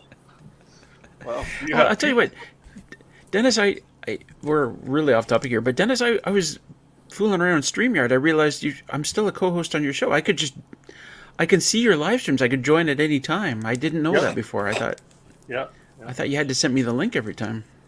Yeah, no, I don't know how that works, but yeah, no, I haven't taken you off yet. I haven't given you the boot yet. I don't have a replacement. I thought, oh, you just don't need me anymore or whatever. But now I realize I could just go in whenever and help you out. Yeah. Or mess around. Wreck the whole show. Wreak havoc, yep. Well, there was that one night. I forget her name. There was that one night she was in the green room. She didn't realize we could still see her in the green room on the bottom because I guess she was on her phone or whatever. She was on the show, and she's like lounging on the couch, her legs in the air, and I'm like, I could just add her in right now. Wouldn't that be funny? Who was that? Michaela Ferguson. Michaela. Yeah, she was on the show tonight. That was funny. So Dennis, I told her. We're talking about wilderness I told her movies. Do you have any favorites? You know what? No, I movies. joined in halfway through. What do we got here? What's your favorite? Movies set in the wilderness. Yeah, movies set in the wilderness. Yeah. Yes. Oh my gosh. It could be the scenery, the bushcraft, the survival situation, whatever you liked about it. I thought the Grey Owl movie was pretty good. The what? Grey Owl, the story of the Grey Owl. Yeah. Yeah. That was with another Canadian that got adopted in the Innu tribe. Yep. Oh, Pierce Well, Brosnan. Yeah, with Pierce Brosnan. Good movie, actually. Huh. A little slow at times, but it's just to do with the type of the times, right? I think that's a recurring problem with a lot of wilderness movie. They spend so much time where it's so slow, there's nothing happening. And they're not in the best setting either. They're in the village or in the tent, and they're doing nothing. Right. So that's sometimes get people off a lot because the movie is so slow paced. Yeah, and but there was like a historical account on Archie Blaney, right? Yeah, Grey Owl telling his story. So, Mm-hmm. And how exciting can that really be? Are you trying to stroke our hair? no, No, I'm just checking the. I'm on a phone for the Oh, are first you time, really? Oh, okay. and so I'm just checking the side chat.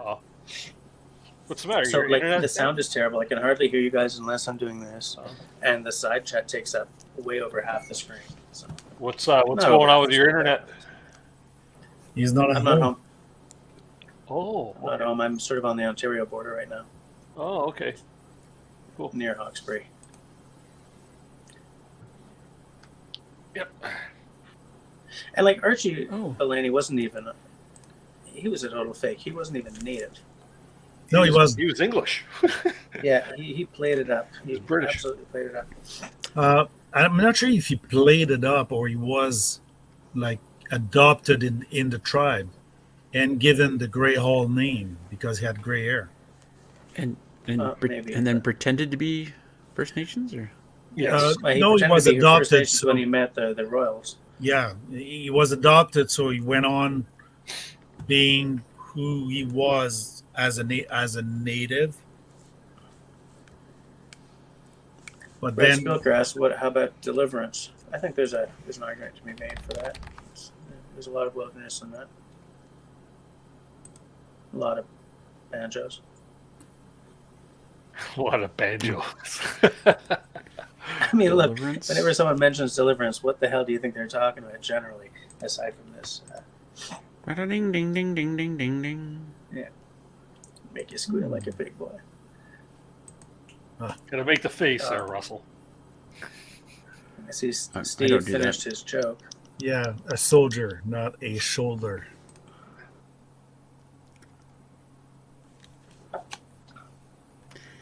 Yeah, Steve, I think you told that joke before. Wasn't funny then either. Okay, David says, what about the beginning of The Deer Hunter? Yeah? Right? Classic movie. It's an interesting Dave- topic tonight. Some of these films are kind of almost historical at this point, right? To certain generations, but I mean, Deer Hunter was a pretty classic film.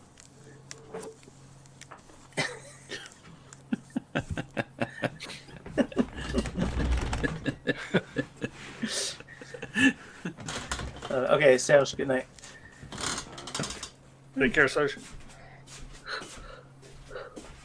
I think I'm going to do the same thing because tomorrow morning is my first day of this week. All right, have a good one. So, was nice. CLT. I couldn't bring more knife on. Jeez. This wasn't the night for it, but No, thanks for hanging out with us. It was survival, more or less. Have a nice one. Good Take night. care, LT. Yeah. How'd you come up with this topic, Jess? I didn't. I wasn't even going to go on tonight because I was like, I don't know if there's going to be signal, blah blah blah, but like I kind of have to be up on screen like every week, and so Russell said, "Hey, I'll do it for you." So I said, "Thanks, man." And I almost he actually didn't came go up on with myself the, tonight. Sorry? I almost didn't go on myself tonight. Oh, really? Yeah, I had no topic. I had no guests until last minute. Oh, interesting. And I've been since Christmas Day. I've been on basically sitting on my backside with gout in my foot. Oh, Yeah, oops. so it's been That's been a not fun typing ride. like it. Never bring a knife to a movie fight. I love it.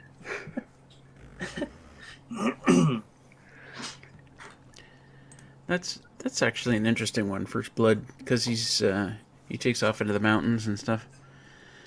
Some beautiful scenery in that's that. true. Yeah, Brett's good probably just suggestion. joking, but it is cinematographically nice. Cinematographically? Is that a word? It's all right. I'll let you have that one. There's a few movies I could think of, but I can't think of the names of them. Yeah, well, Oh, it's how tough to about, think of when you're on the spot, right? How about Predator, the original Predator? That's true, They're supposed actually.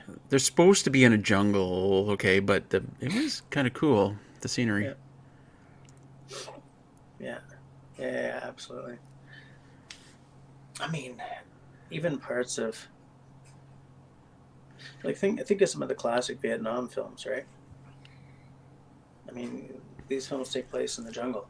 Yeah, they almost there's a motif, right? You start at training, and then you get on a plane, and then you end up in the jungle. But I mean, there's a lot of jungle in these films, and I think that's because what the audience wants in a Vietnam movie is the jungle, right? Because it's scary and everything. But Well, I think it's like really, really, really difficult to film in a real jungle. Like it's crazy, you know. well, look at Apocalypse Now, right? They're filming in the Philippines, there's an insurgency going on in the Philippines. So at one point they lose all their helicopters because that's the Philippine Air Force. So they have to go off and fight a bunch of rebels. And they ran into all kinds of problems just dealing with everything because they're not shooting on a lot somewhere at Paramount Pictures or whatever. The road. I hadn't even thought of that. Tears of the Sun? I haven't seen that. Maybe I have, actually. Tears of the Sun, was that Bruce Willis? I think that's Bruce Willis. Yeah, they go in to save a bunch of people and... Right. Canadian says Blazing Saddles. Takes place on the prairie. I don't know what he's talking about the rest of that, but anyway. Blazing Saddles is comedy with Gene Wilder and... I don't remember the black dude's name. This is, like, I haven't seen this in years and years. I have zero memory of it. Blazing Saddles? Yeah. What a great movie, though. He's they see the sheriff riding in, and they're like, "Oh, we got the new sheriff." And the guy's like, "The sheriff is a and the bells ringing. They're like, "Oh, he's saying the sheriff is near." He's like, "No, the sheriff is in." Bells ringing again. Yeah, he's saying near. He's like, "No." Oh yeah, I have so little memory of this movie. Full Metal Jacket, yeah, like that's sort of what I'm saying. Like Hamburger Hill, like I mean, there's a lot of wilderness in these movies. There's That's the closest I've ever been to getting your channel deleted. Just hold on a second here.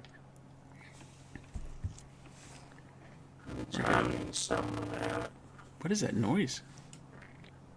There we go. Okay. Tears of the Sun was filmed in Hawaii. I think I knew that. It's funny because when we were talking about films set in the wilderness, I just automatically thought of the North American forest, right? And it wasn't until you mentioned, Russell, Master and Commander, that I was like, well, yeah, that is the wilderness. That's not an urban or a suburban environment. That's the wild world out there. And kind of dangerous, you know. And yeah, the jungles of Vietnam or wherever, that's the wild, you know. What about all the Friday the 13th movies? They all take place out at a camp or the wilderness. I didn't know that. I thought they were the Revenant. Oh yeah, let's talk about Tucker and Dave versus Evil. Tucker and Dale versus Evil. Oh, surely you've seen that, Jess. Maybe. I'm trying to turn you up here. There we go. This sound is horrible, guys. Sorry. Don't you have Did anyone earbuds you can plug mention in? Jurassic Park? You know, Alain, when I saw Jurassic Park the first time, when there was that first scene of like all the dinosaurs, like that establishing shot, I thought that was so beautiful. I practically had tears in my eyes.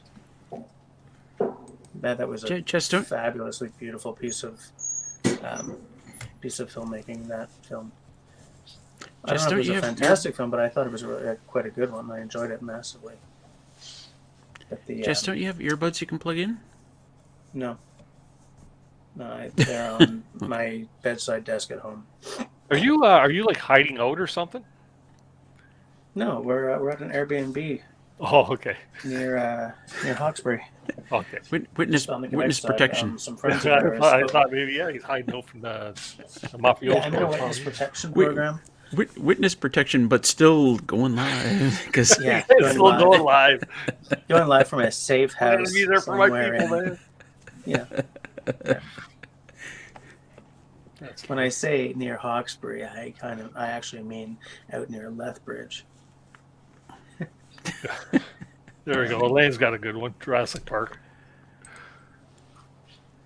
You still off the air? Cliff is asking. Still off the air. No, I did not get a squirrel. Finally, Cliff. Thank you for, bringing the squirrels up when I was having a brief shining moment of calm. Now I've got anxiety again about the squirrels, and it's all thanks to you, Cliff. Thank you for ruining my night. I think you should build your channel around your battle with the squirrels. Yeah. Rename it. Raindance Squirrelcraft. Battle Royale. Squirrel Hunter. The Great Canadian Squirrel Battle. But you can't hurt them. Can't hurt them, can't trap them, can't touch them. Yeah, that's a tough one. On today's episode, Jesse, electrifies the fence with, 2 wires. Just far enough that birds can't land on them. Just close enough that a squirrel can... As long as you put up a sign saying squirrels not allowed here on this fence. Beware of electric fence. Right. And then set up like a motion camera or like a trail cam. Any squirrel caught on this fence will be punished by electricity. We'll have his nuts removed.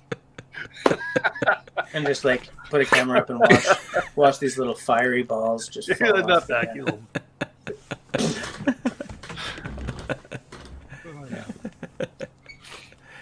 It's fun to think about, but I kind of don't want to deal with the legal repercussions of murdering all the squirrels in my neighborhood.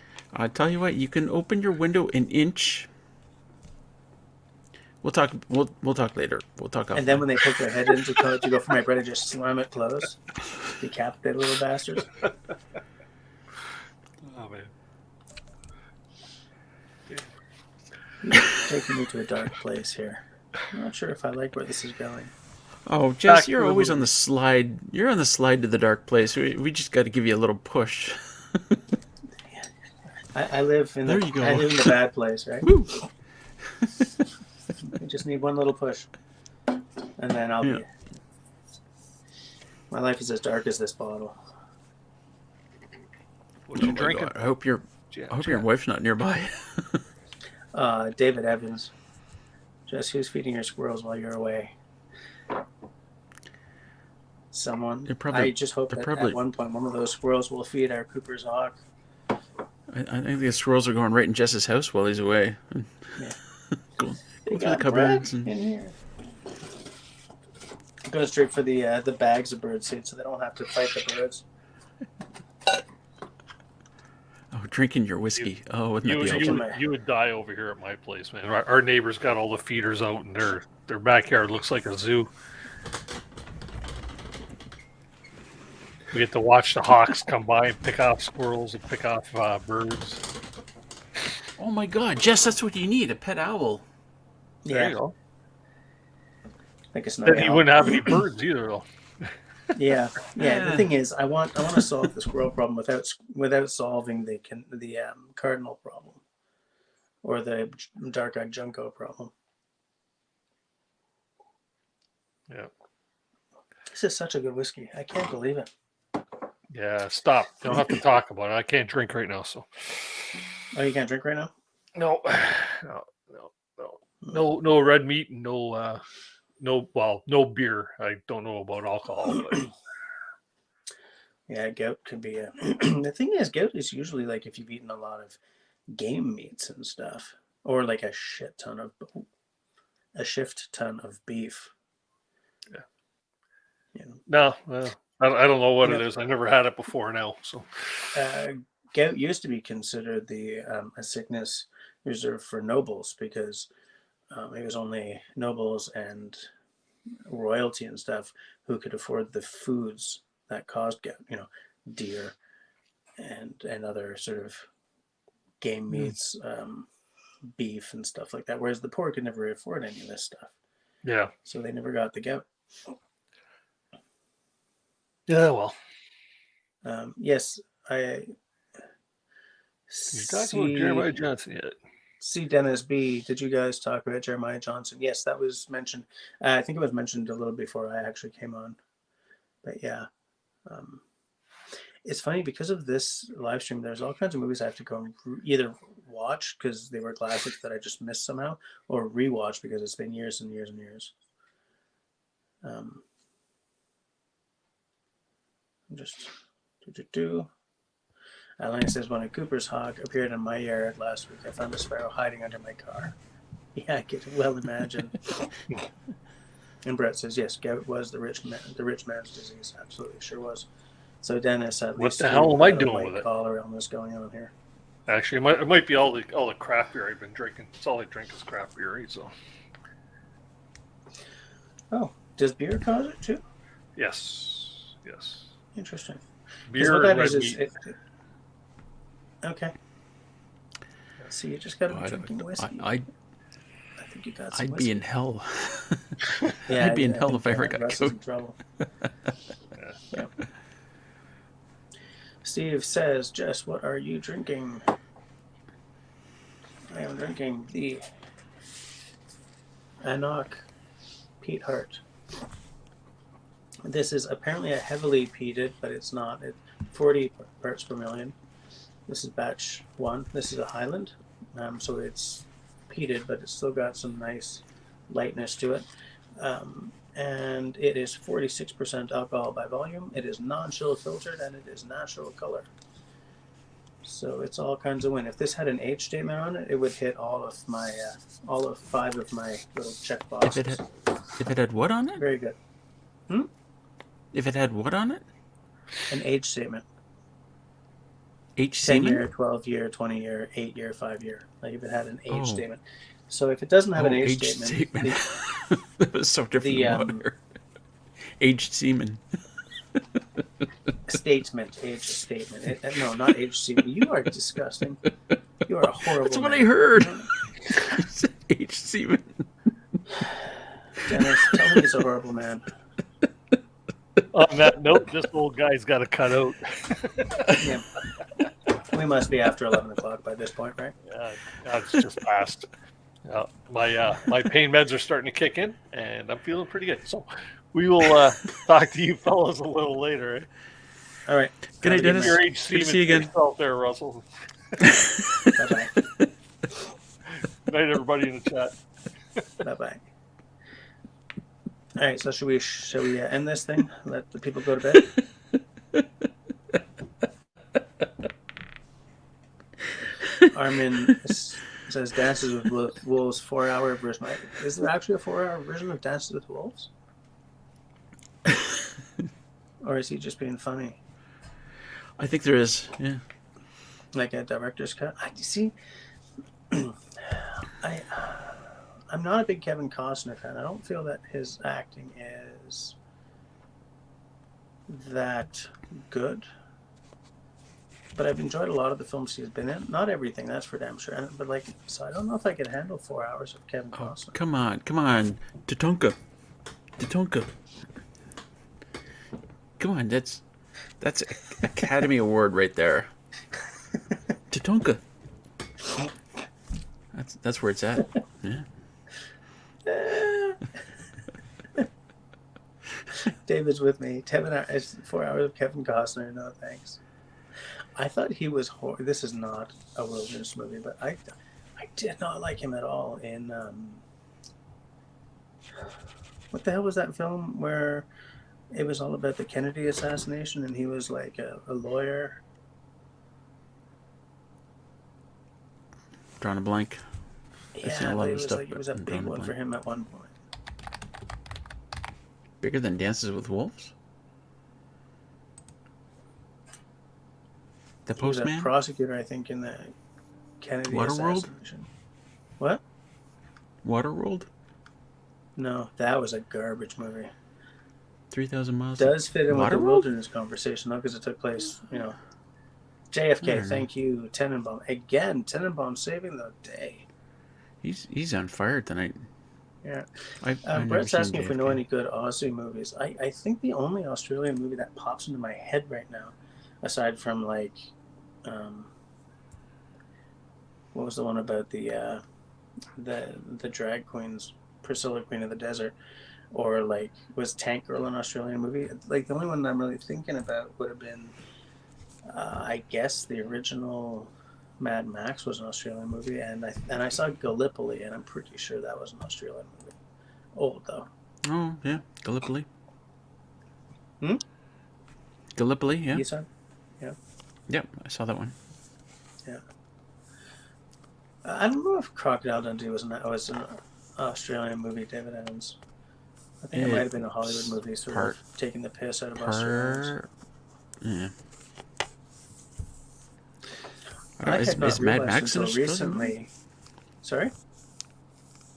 Yeah, go ahead. I was going to say that I hadn't realized until recently that Mythbusters was an Australian production.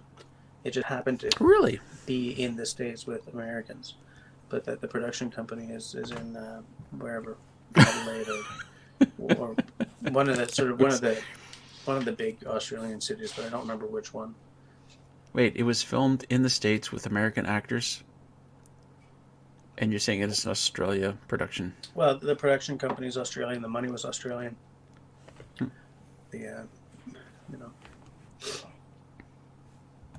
All right, we're down to 15 people, so let's remind everyone who's still watching that if you did like tonight, please leave us that thumbs up. If you did not like tonight, please leave us that thumbs down. And maybe let everyone go to bed, and we can just chat in the green room about that open the window an inch thing. I want to know what you're talking about there for my squirrel problem. Oh, we've talked about this before, but yeah. And also, I got another thing I want to talk to you about. Okay. All right. So in that case, I guess we'll see you guys next week, if all goes well. Between now and then, please stay safe, stay sane, stay healthy, and be kind to one another. Good night, all. That's what I was trying to think of earlier. Stay safe, stay sane, be healthy, kind to people. and be kind to one another. Don't die. Peace soup. Good night, everyone.